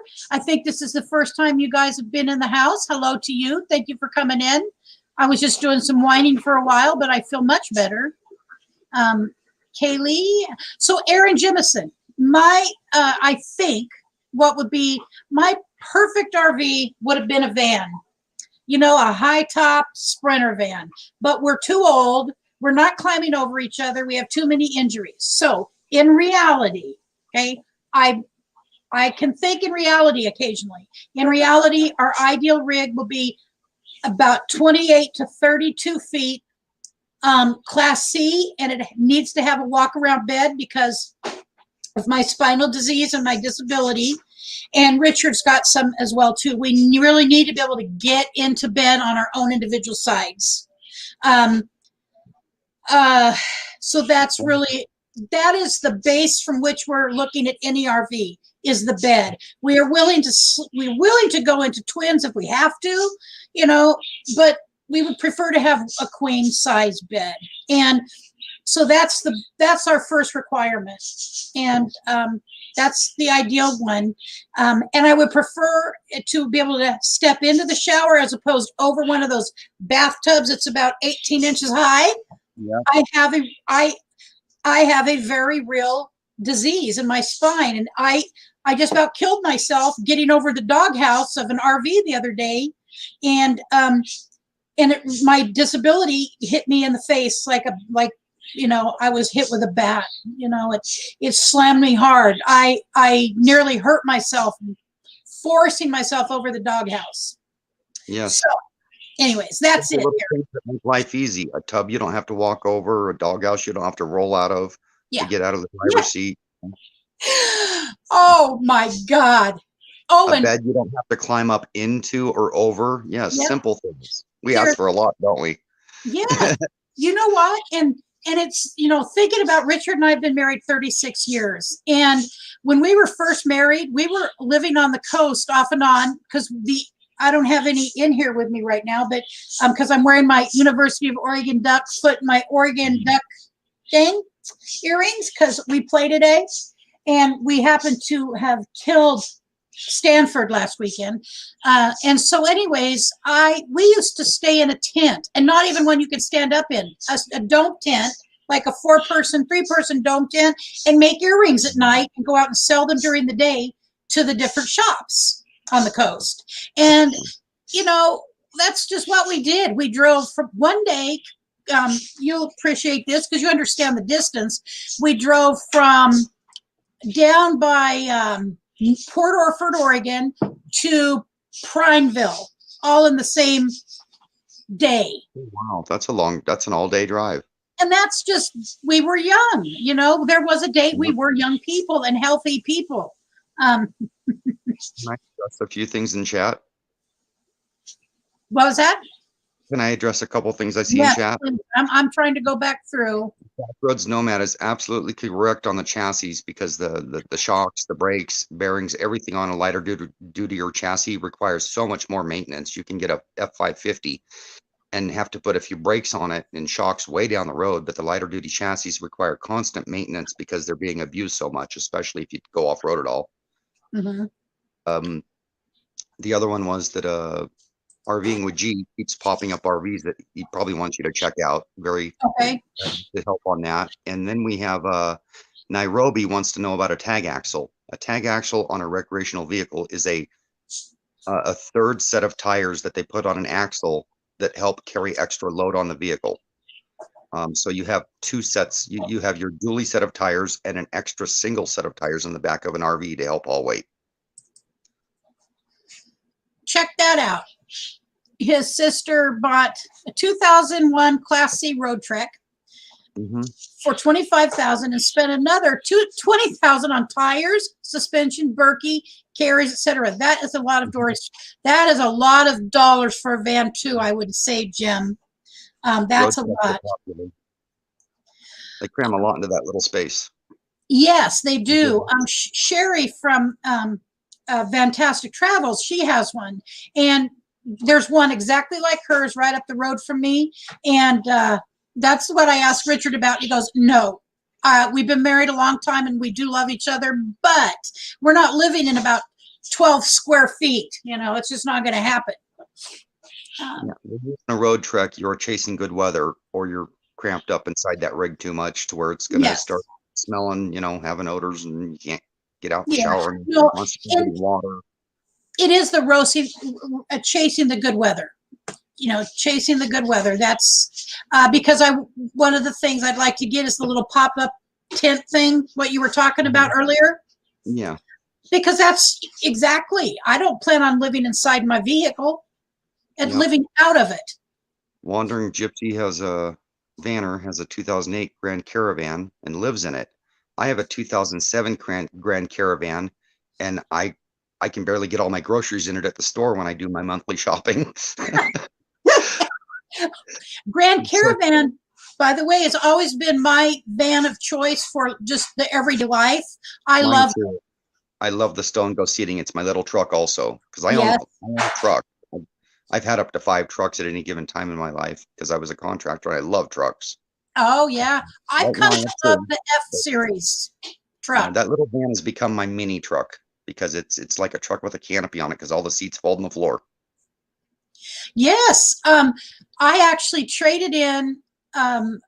We had a beautiful Cadillac CTS that was like a creamy color. That's all I can say. It's a creamy.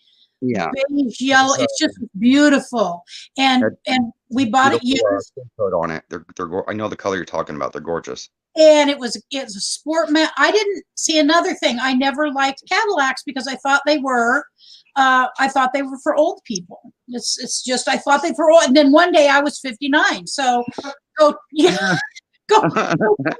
Well, so we bought it, and it drove like hot knife a hot knife through butter. I mean, it was fantastic and it was beautiful, but I didn't take into consideration it was prior to my knee replacements.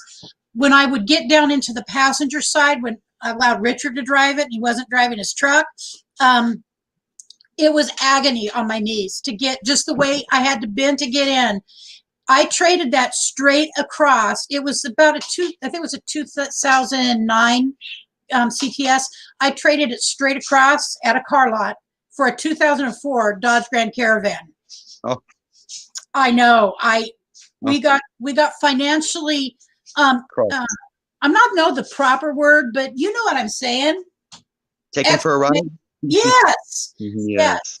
They saw you coming. They gave you what you wanted, though, and they were happy to do it. Yes, I got what I wanted. Did you know I used to work at car lots? They pick up their cars out of auction for usually the older car lots like the one you were dealing with. Pick up these cars for $500 to $1,500 out of auction. Then they turn around and put $4,000 to $8,000 on them. Their profits are extremely high. And they don't do the proper checkups and maintenance on these vehicles that they need. They'll reset a check engine light and sell you a car and not care that it needs fixing, and you drive it away in 200 miles, the check engine light comes back on. They do these things. They're very shady. Yes, they are. Yes, they are. Yeah. Good. Maggie, love the Fords when I was a mechanic. I love F-150s. I love driving those nice big F-150s. It got the back seat. You know, like it's like a house behind you. I've got a friend, my best friend, even though she doesn't like me right now because I haven't been able to spend much time talking to her lately. She's right at 6 foot tall. Her son, who is a MMA fighter, he is 6'7", I believe. Jimmy Jeanette MMA is his name. Mixed martial arts guy, and it's quite the sport. Very, very. You got to be in really good health. Yes, and he's 40 years old, and he's in great health. So, anyways, I was just telling Richard one day when we had to drive an F-150, we got when his truck got hit, and so we got something to drive, and I'm like, Richard, Lisa and Jimmy and our son Britt could all three fit in that back seat and still have leftover room, and it was huge. I was very surprised. Let's see. Zoom. RVing with G. Zoom. Sorry about the moving. I'm getting a battery to plug my phone into because it charges it faster than the wall charger, and I'm losing batteries. I'm doing this with you. I'm down to 11%. So if you need to get off of here, it's fine. Oh no, the battery will correct that. I just got it plugged in. Yeah, it's a lithium battery, and it charges it faster than the wall charger. Easier to stand in thinking of taking the back seat out. So what we did is the first time I had a Grand Caravan, I had a Rottweiler. And so we took out the middle seat in order to accommodate Haley because we wanted her to have comfort. And she was a big doggy, about 100 pounds. And so we took the middle seat out, and that way Haley could always have a nice, comfortable place to ride. And I'm going to drop the link in the chat. And if there's anybody else who would like to come up and chat with us about your rig or about your channel, and please, could someone please drop Nomadic Ratpack's link for me? I really want to make sure. I really want to make sure that gets done. I'm sorry about my picture. I'm doing something. That's all right. That's all right. I haven't put a video out in about a year, so dropping my link is not that important. But when I get on the road, I tend to drop videos weekly, if not bi-weekly. Oh, good. I can't wait. You could drop links every day of the snow, and I'd watch it every day. I'm running on a hotspot, and I usually don't have this much bandwidth to go on chats and stuff. But with the snow here, there's not a lot of people using internet in my area, so it's nice. We live in like a tourist town. We have a truck. Backroads. Backroads Nomad just said Gone Boondocking has one of the best ones, the pop-up screen tent. I would really, that's one of the things I want to get in order to live out of my vehicle rather than in my vehicle. Because I do love, as much as I can't, we can no longer, or I can't really do the kind of hiking that I used to. I love the outdoors, and I love the woods, and I love it all. And I love fires, campfires. My fire went out, but I think just nothing feels like a campfire. Let's see, I believe we've got another person in here. Excuse me. Matilda McIntyre, I think, is in here somewhere. Yeah, she is. Matilda McIntyre. And food tastes better when you're camping too, for some reason. I know. Way it is. There's a channel that I watch once in a while. It's called Girl in the Woods. And I was watching her and her husband yesterday, and they went in and set up one of those tents that I was talking about on some property they own, and up in the Upper Peninsula in Michigan. And I'll tell you, they know how to make breakfast. We never eat breakfast anymore.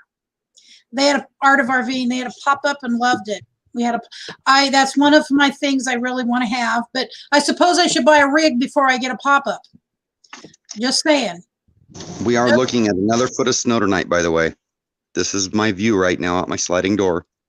Oh my God, I love snow. We're expecting, my friend that lives in Florence told me he had 2 inches of rain yesterday, and that I'm not sure what that equates to, but we're looking at another 6 inches to a foot tonight, they say.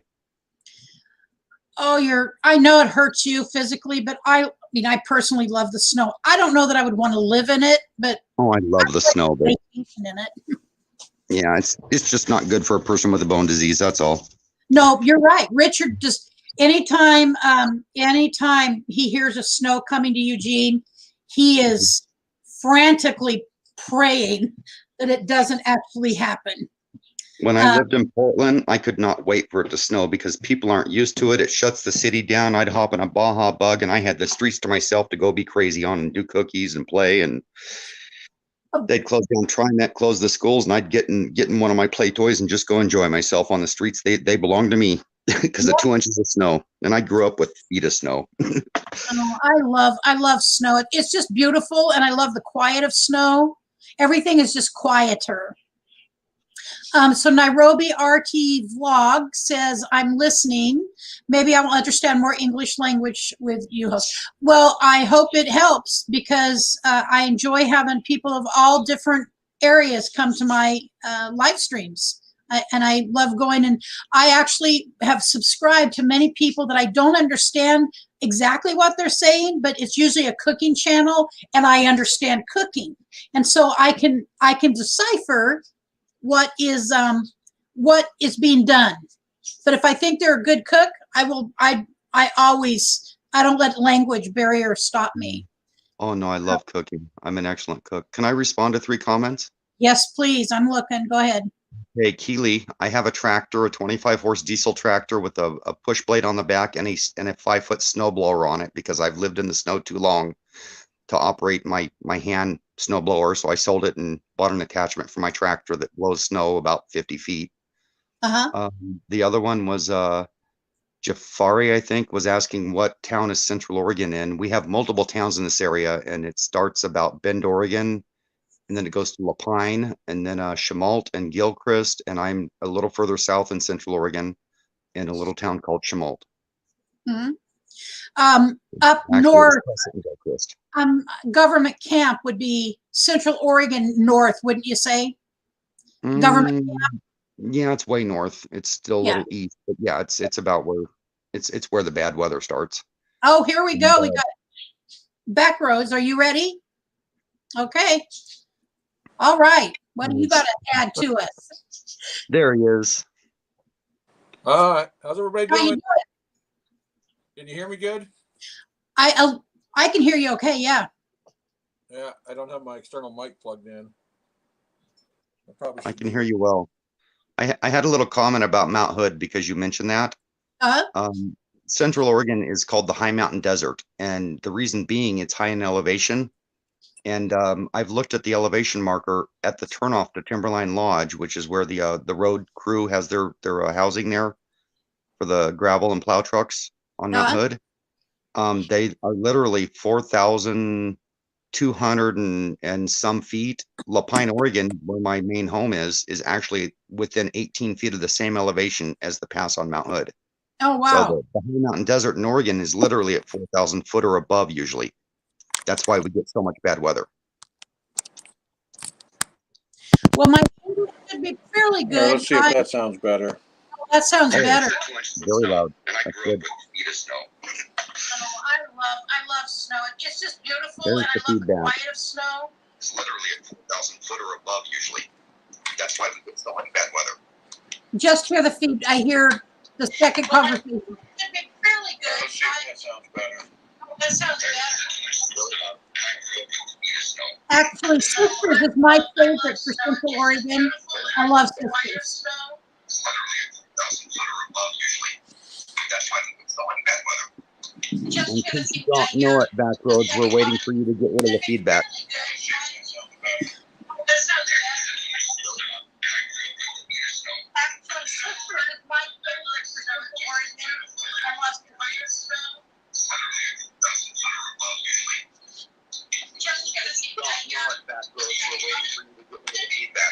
Yeah, I'm gonna have to get headphones. It's gone I'm now. gonna grab some headphones. Okay. Jafari, 10 years ago, Bend, Oregon was labeled 10 overpriced. Where are my headphones? Hold on. Bend is the thing about Bend is it's gotten very large. You know, it has grown up. I was there when I was about 19 for a couple months. I lived with my sister and her brother, her husband, and it definitely has grown up since then. So you remember the underpass on 3rd Street that flooded every year and they had to close down the highway? You know, I couldn't tell you because that was kind of the height of my drinking, and I was not very conscious much of that time. They put a bypass around Bend on the highway of 2 lanes instead of running people through Bend. Uh-huh. About 12, 13 years ago. And you used to have to go straight through the town of Bend, and there was an underpass where it went down to 1 lane. And when it snowed or rained heavily, it flooded so badly they had to shut the town down for traffic going down the highway or reroute traffic around it. Uh-huh. But of course, we have our bypasses around Redmond and Bend and the big major cities now on the highway. Right. I was in Redmond a few years ago for about 3 or 4 days. Richard and I were, and it was. I love the park system there. Is that better? Yes. Perfect. Can you hear us? Go ahead.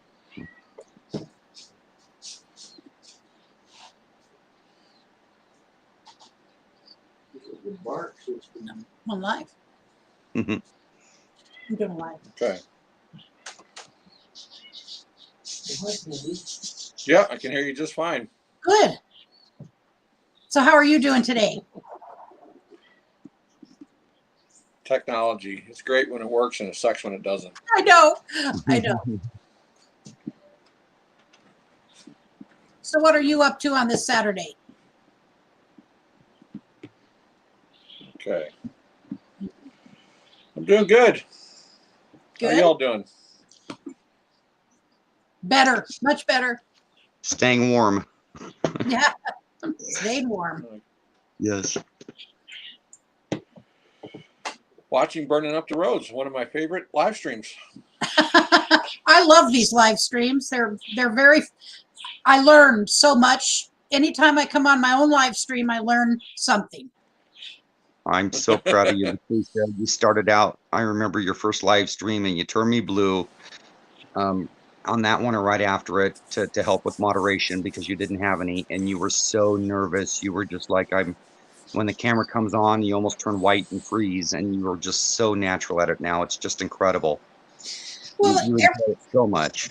You guys make it really simple, and it really is more simple than most of us. I actually I remember I threw my phone.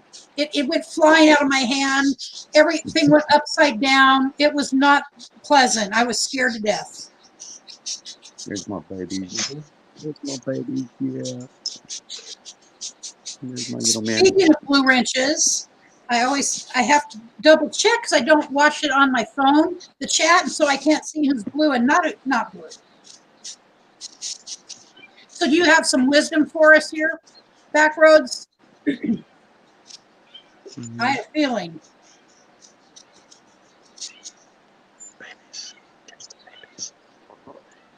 Yeah.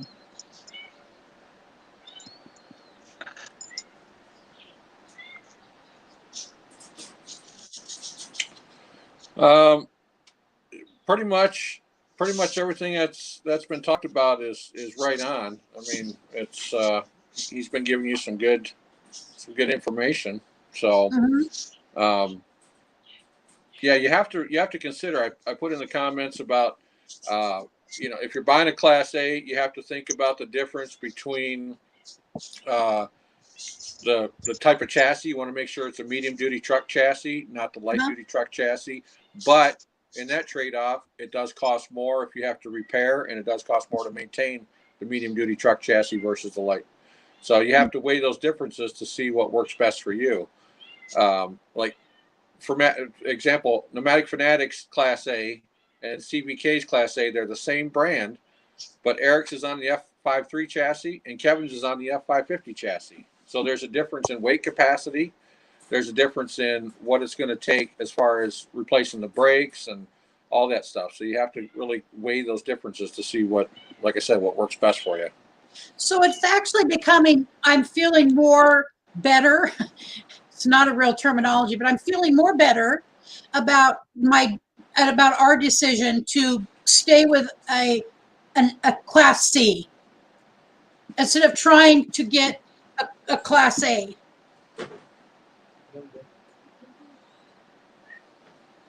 Thank you, Jafari.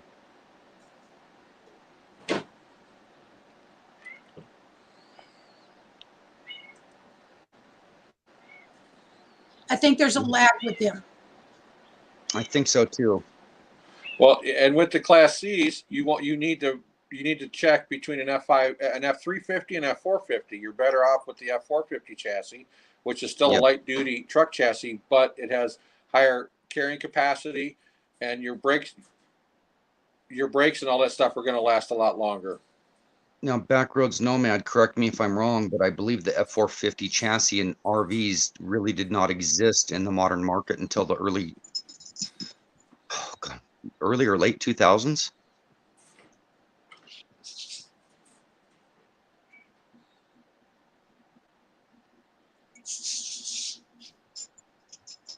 That's a big lag. Mm-hmm. Yeah, about 15 seconds. Yeah, early 2000s is when they started it. Yeah, correct. Yeah. The same time they started with the F450 and the F550 pickup chassis is when they started with the E450s for the RVs. And I don't know. It's got to be my internet that's lagging. I don't understand it. I do. I'll tell you, I've watched some people who have the new F250 or 450s, and apparently it's the turning radius, that where you turn the wheel is almost just, it's perfect. It's very tight. There's not a big, gigantic curve. I don't know the right terminology, sadly, since I'm going to be driving something like that eventually. The turning radius. Yeah, I don't expect to get much turning radius out of my bounder, but I know that's why I got P or R and D on the shifter. Yeah. Forward and back. Yeah, the turning radius. Well, any two-wheel drive like that is going to have a pretty good turning radius because you don't have a differential up front like you do with four-wheel drive. I saw a Class C the other day that had been retrofitted for four-wheel drive, and they had it, up higher, and they had, I know what leaf springs are now too, and it was really going to be able to go in some places. It wasn't super long, but so that wouldn't be dragging. But I'll tell you, it looked like it was going to get them back in and not just have to stay out further on the roads.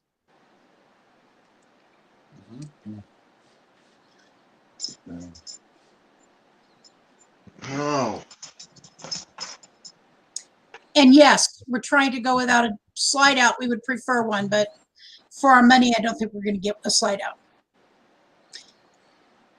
Well, one of the things you can do is on a 2-wheel drive Class C, you can put a lift kit without actually having 4-wheel drive. They do make 2-wheel drive lift kits that give you more ground clearance. Mm-hmm.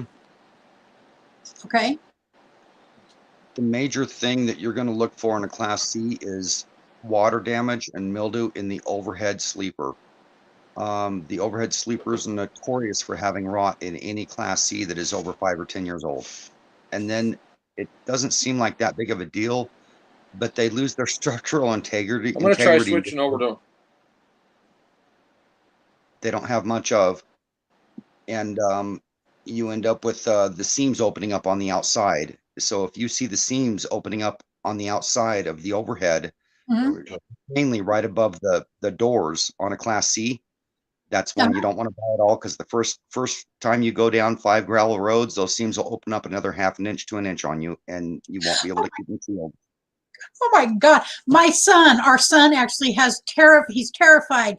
Something's going to happen and he's going to get a call that we need him to fly us home, get us home. I told him, I promise I will not let that happen. I mean, so I look at those kind of things already hello, Britain Farm Homestead. I look at those kind of things without actually knowing, because to me it almost seems commonsensical that anything that's been being driven around for 30 years potentially and is big like that may have some of those things that are not tightly together any longer. Yeah. So Jafari, Class Bs are actually one of the better rigs on the road. I guess you're with the Class Bs. I look at a rig that has lower miles on it because it's just like a van or a pickup. When they get high miles on them, they'll need a motor or transmission. And most Class Bs are overloaded. I love snow. It's just beautiful, and I love the quiet of snow. Everything is. Airbags would be nice on something like that because they're usually sagging in the rear. You can't put a lot of weight in them, but there's really nothing in particular to look at on Class Bs that would keep you from wanting one. They're just, can you hear us now, Backroads? They're just smaller. Yeah. Unless you can buy a big brand new one. They're just a classy overloaded van. Yeah, I have 2 of them. I have a wide body with fiberglass body, and I have a Chevrolet that's just got a high roof at my house. Yeah, is that a little better? Let's see. How is it now? Can you hear us, Backroads? 1, 2, 3, 4, 5, 6, 7, 8, 9, 10. Nope. It's not better. I think it's worse. I can hear you fine. It's just I'm trying to figure out if there's a lag. Okay. Yeah, there's. Yes, it's about 30 seconds. I use a Fire Stick on my TV in front of me here, and I have a 15-second lag just to see the video, but the chat pops up right away, so I use it for watching chat. So when I do trivia with anybody, everybody else is putting answers in before the question's even asked. Yeah. I do YouTube trivia, so when I get an answer right, I've earned it. Right. I do that when I watch Roy and Becky, or when I watch anything, I usually watch it on the TV. And if I'm going to interact, I have my phone. That's what I do. Yeah. And I run the volume on both.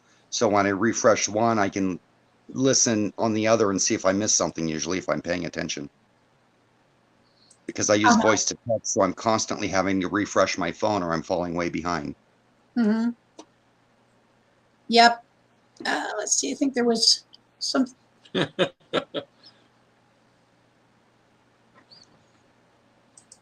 I was funny when I started. What was I funny about, Jim?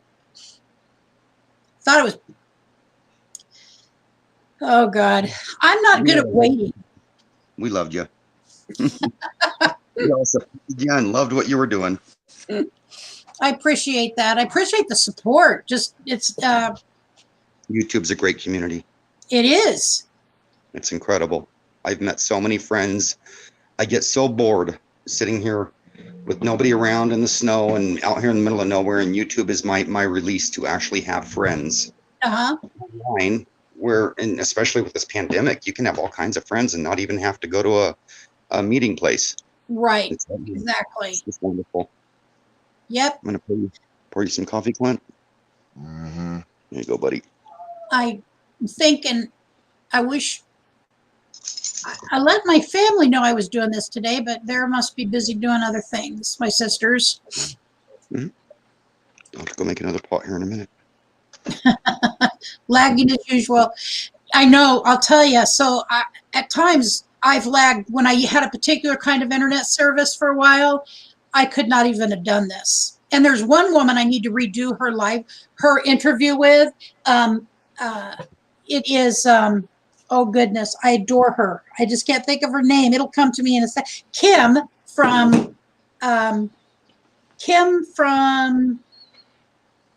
oh goodness, Rometown Girl. I love that girl, but her interview sucked because of my computer and my internet at the time. And I've resolved all of that, I think.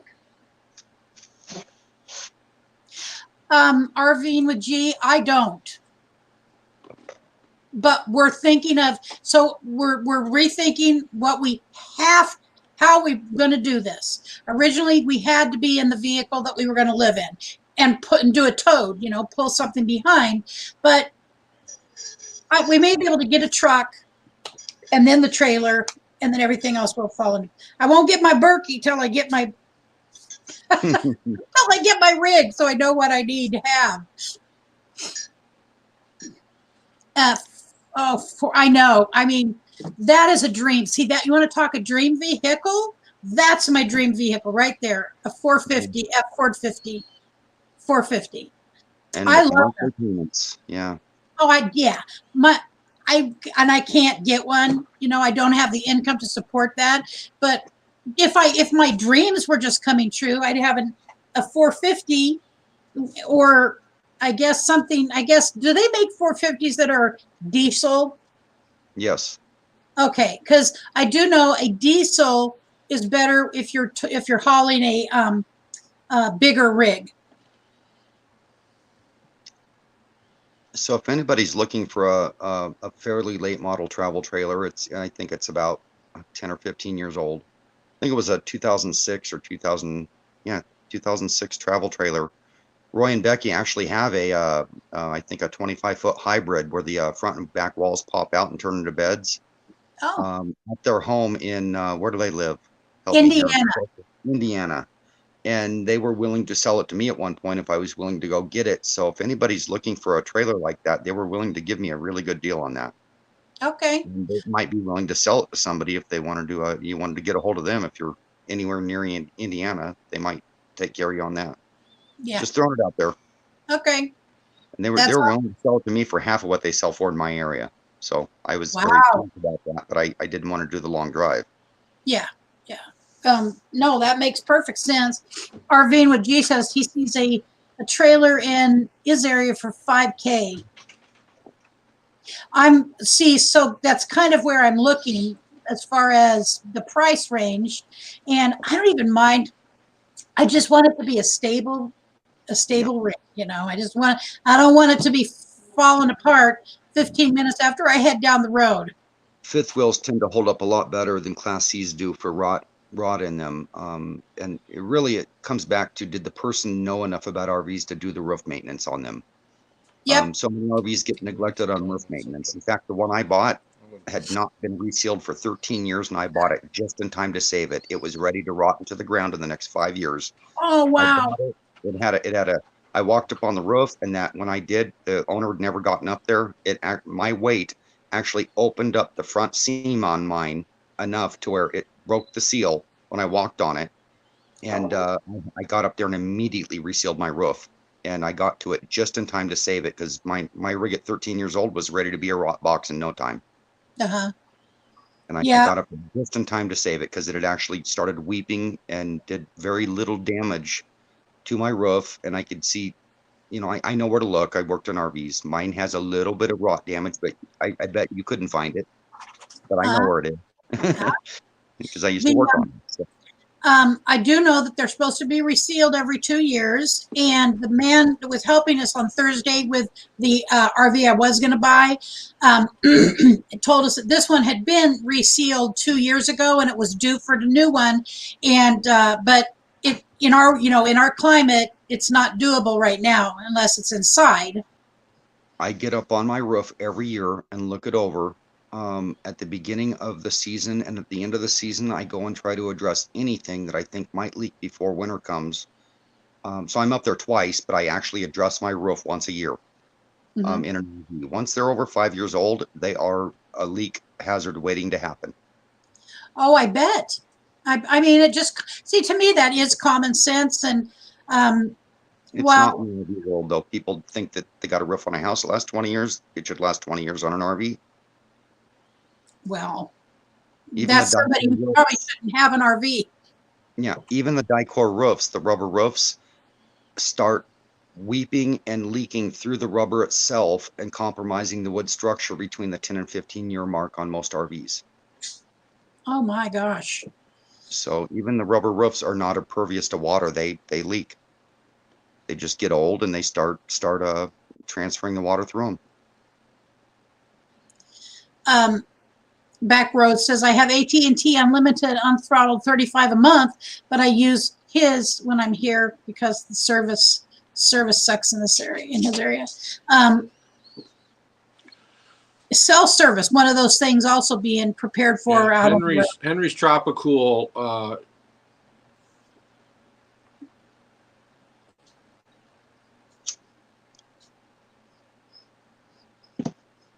We were listening.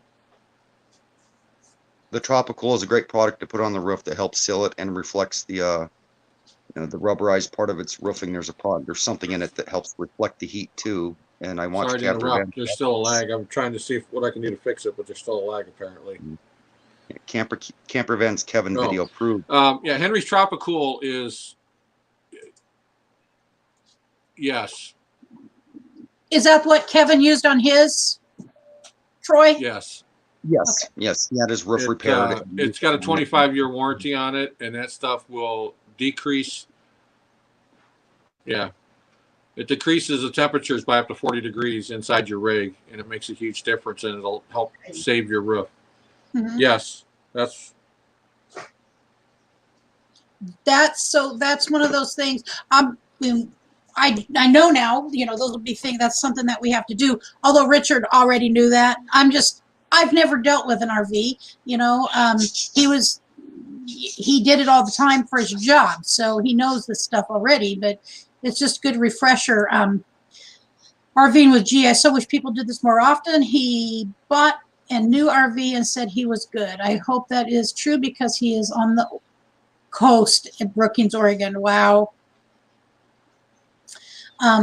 Yeah, Richard is afraid to buy a rig from Oregon, from the coast. He really does not want to buy one because of the rust. Everything rusts over there. Mm-hmm. And corrodes. I built a motorized 3-wheeled trike for riding around at the coast because of my back condition, and I wanted to get out and do things while I was in Florence for 5 years. It took 3 months to build it due to getting bad parts off the internet and stuff. It wouldn't run. I figured it out, but literally sitting outside the house underneath the cover, the motor corroded before I even got it on the road because of the salt in the air. It looked like it was 5 years old, and it was only 3 months old because of the salt in the air. So yeah, it's really bad on stuff. Yikes. I love the coast, so I would probably prioritize there too. I love the coast. I'd love to have a vacation home there, but I don't want to live there. Our coast is pretty stormy a big chunk of the year. Mm-hmm. But the storms are so beautiful. Yes, so here's the craziness of me. I prefer going to the coast when it's stormy. Me too. The salt air is so rejuvenating to breathe when there's a storm down there. It's just incredible. It's like mountain air. So Shanna Kraft says she brushed on ProFlex material. Does anyone know anything about that? I do not know that brand. And Kaylee says, hi, Rich. Go ahead. He says, hi, Kaylee. It sounds like an off-brand of a snow roof or a Dicor. Hmm. It sounds like to me. Proflex Maybe an off, sickle flex. could be Proflex. I use that on my boats in the past for sealing up my wooden boat. So Lucretia, what I did for a place at the coast is I literally bought a 25-foot J boat for $1,000. It was moored at Silk Goose Lake in Florence, and the owner of the moorage would allow me to come down there if I called in advance and stay up to 3 or 4 days on the boat.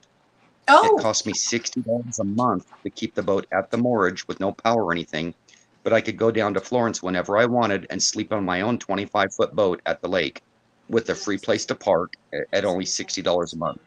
I literally had wow. a vacation cabin that I had the keys to that I could use at any time at the coast for $60 a month.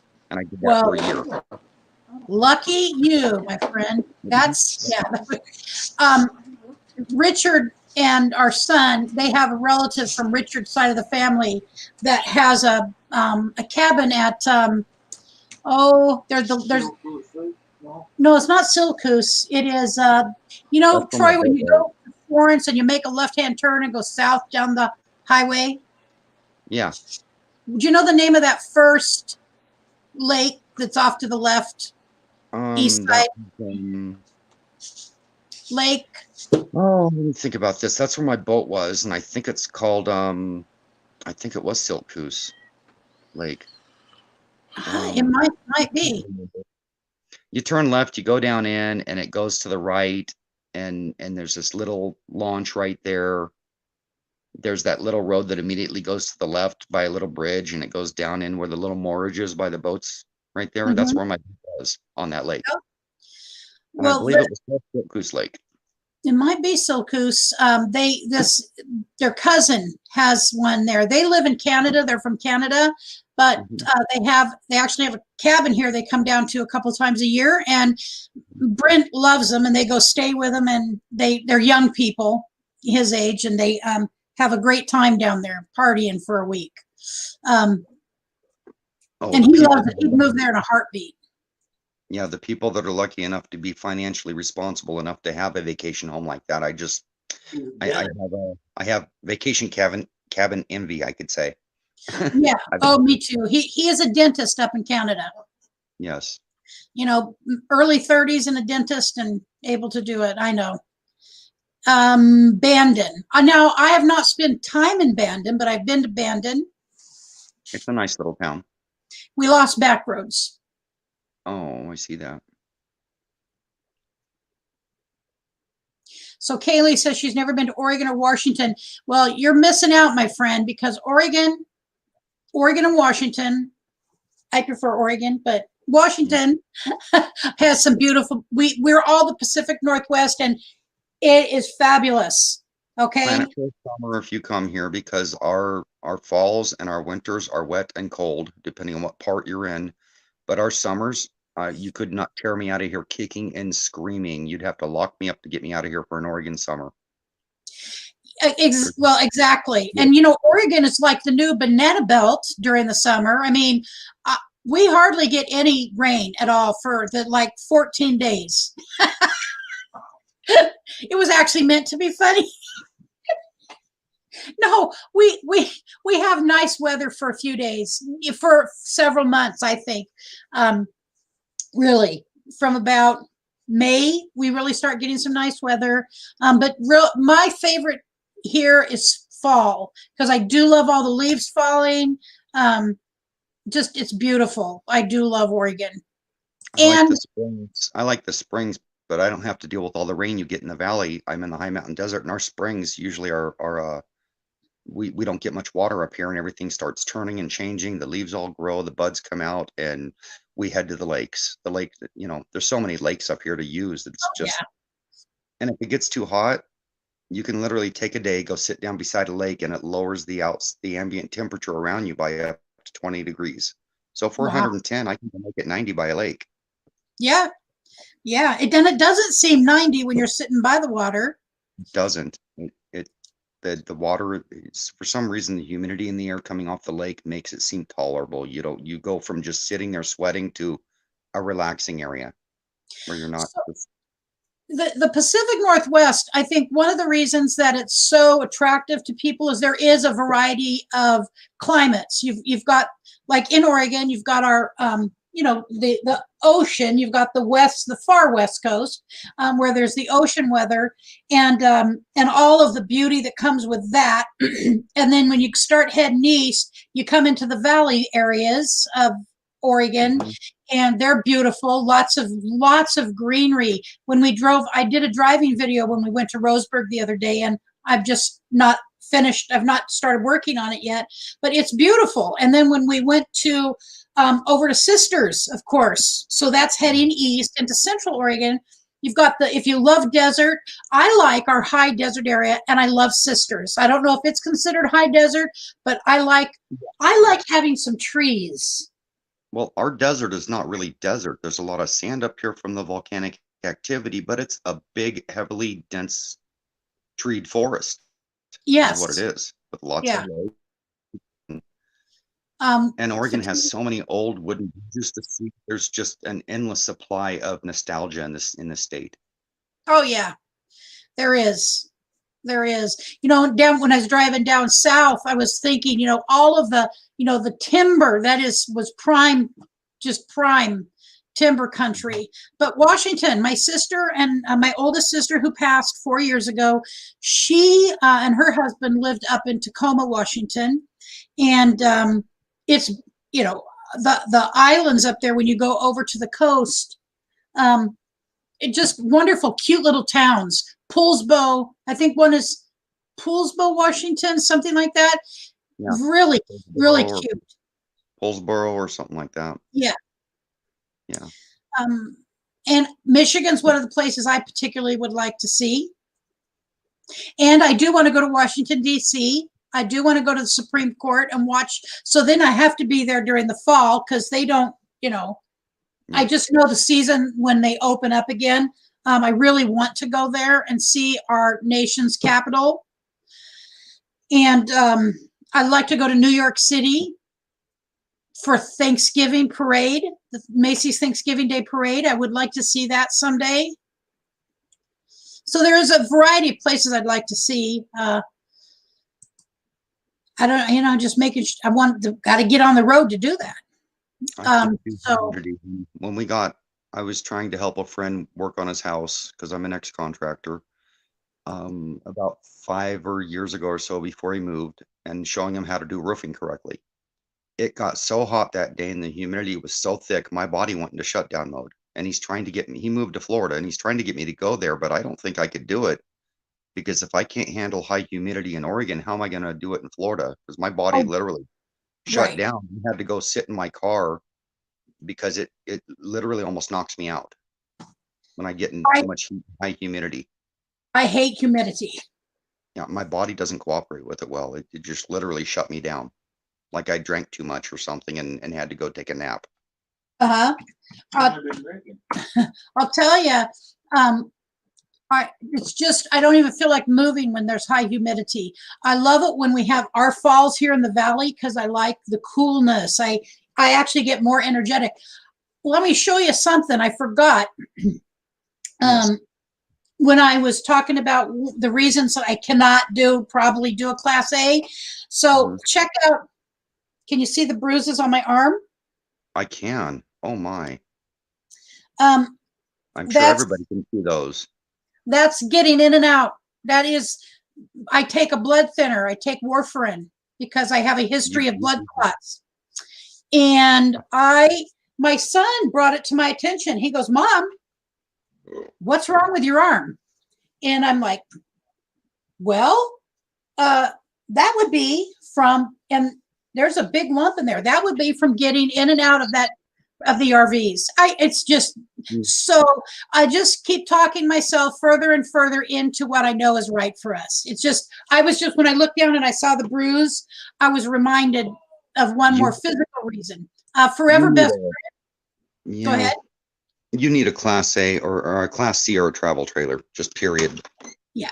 Yeah, we're not going. I know. I didn't realize the steps on Class A's were as deep as they are. Yes. Oh, mine has the batteries underneath the steps going in too. I was going to move those when I did the solar on my Class A. I'm still a year or two away from having that Class A done. Yeah. Wow. I figured I'd go outside and show the snow off again. Please do, because we'll be ending this at the top of the hour. The Ducks start their football game at 4. In the meantime, I'm going to say hello to Charlie Grace. Thank you for coming in, stopping by. I know, yes, it's painful. It's very painful. And this is painful too, to see. Richard, look over here, please.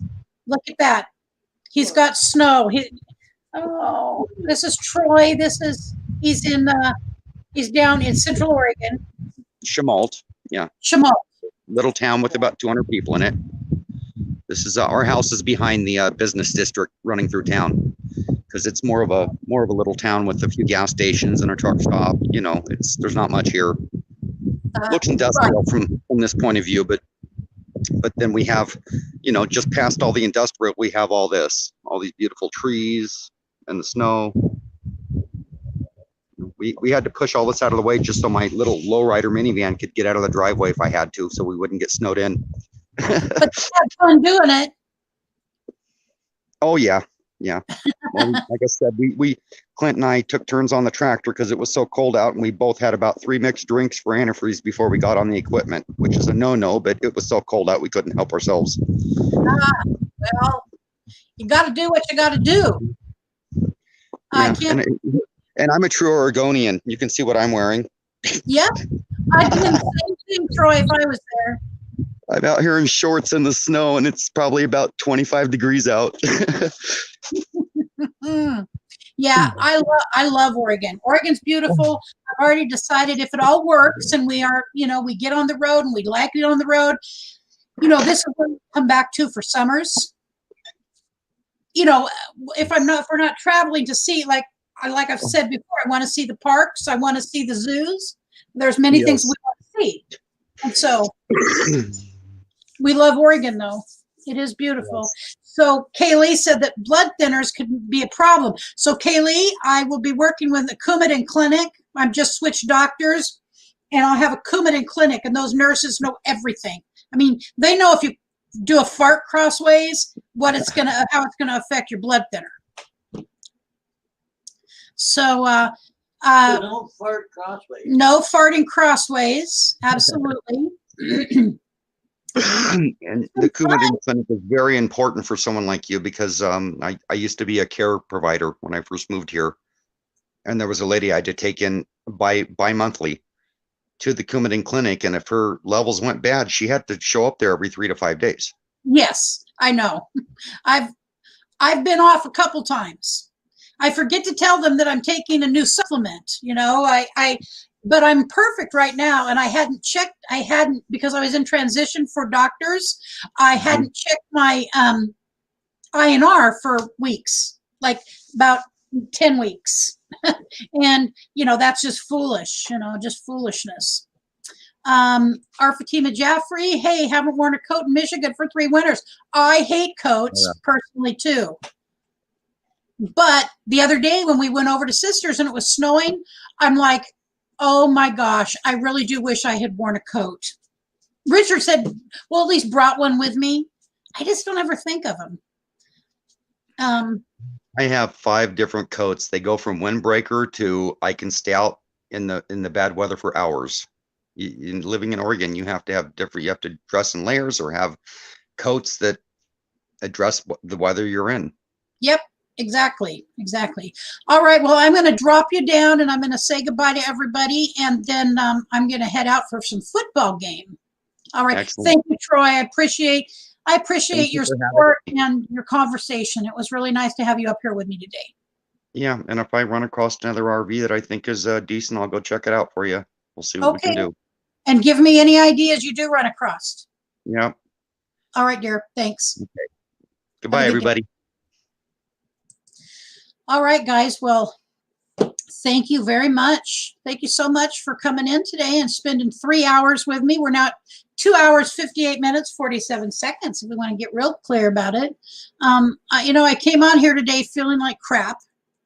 I felt depressed and, well, Lucretia's not getting what she wants. And that's true. But it's going to happen in the time that it's going to happen in. RV, yes, go Ducks. We killed Stanford last week, and we're going to whip the Washington Cougars. We're playing the Cougars. We're not playing the Dogs. We're playing the Cougars, and we're going to kill them. If I'd been born a boy, I know I would have played football. I know it without a doubt. But they're the only football team at this point in time that I follow. I did follow Tennessee Titans because of their quarterback, who was our Oregon Duck hero, but not anymore. And I did learn a lot today. I learned things I needed to learn. And you guys are very patient with me. And that I appreciate so much, because my family knows nothing about RVing. And they're not even here. But that's okay.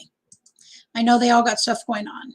And thank you, RVing with G. I know you guys do. And Nomadic Ratpack does not live that far from me. And he has helped me out once. And I know if I call and there's something around him again, if he can, safely. I wouldn't ask that of anybody at this time, considering Oregon is now spiking in COVID.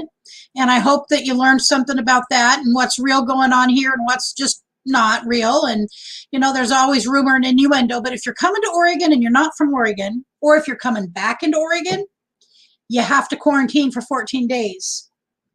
And if you're living here and you want to go out for a night on the town, only do it if you are taking out, because they're not going to let you come in. So anyways, good night. We're now 3 hours and 52 seconds. I really do love you guys, and I appreciate you, and I enjoy you. So stay healthy, stay healthy, safe, and have some fun tonight. It is a Saturday night after all. Bye-bye.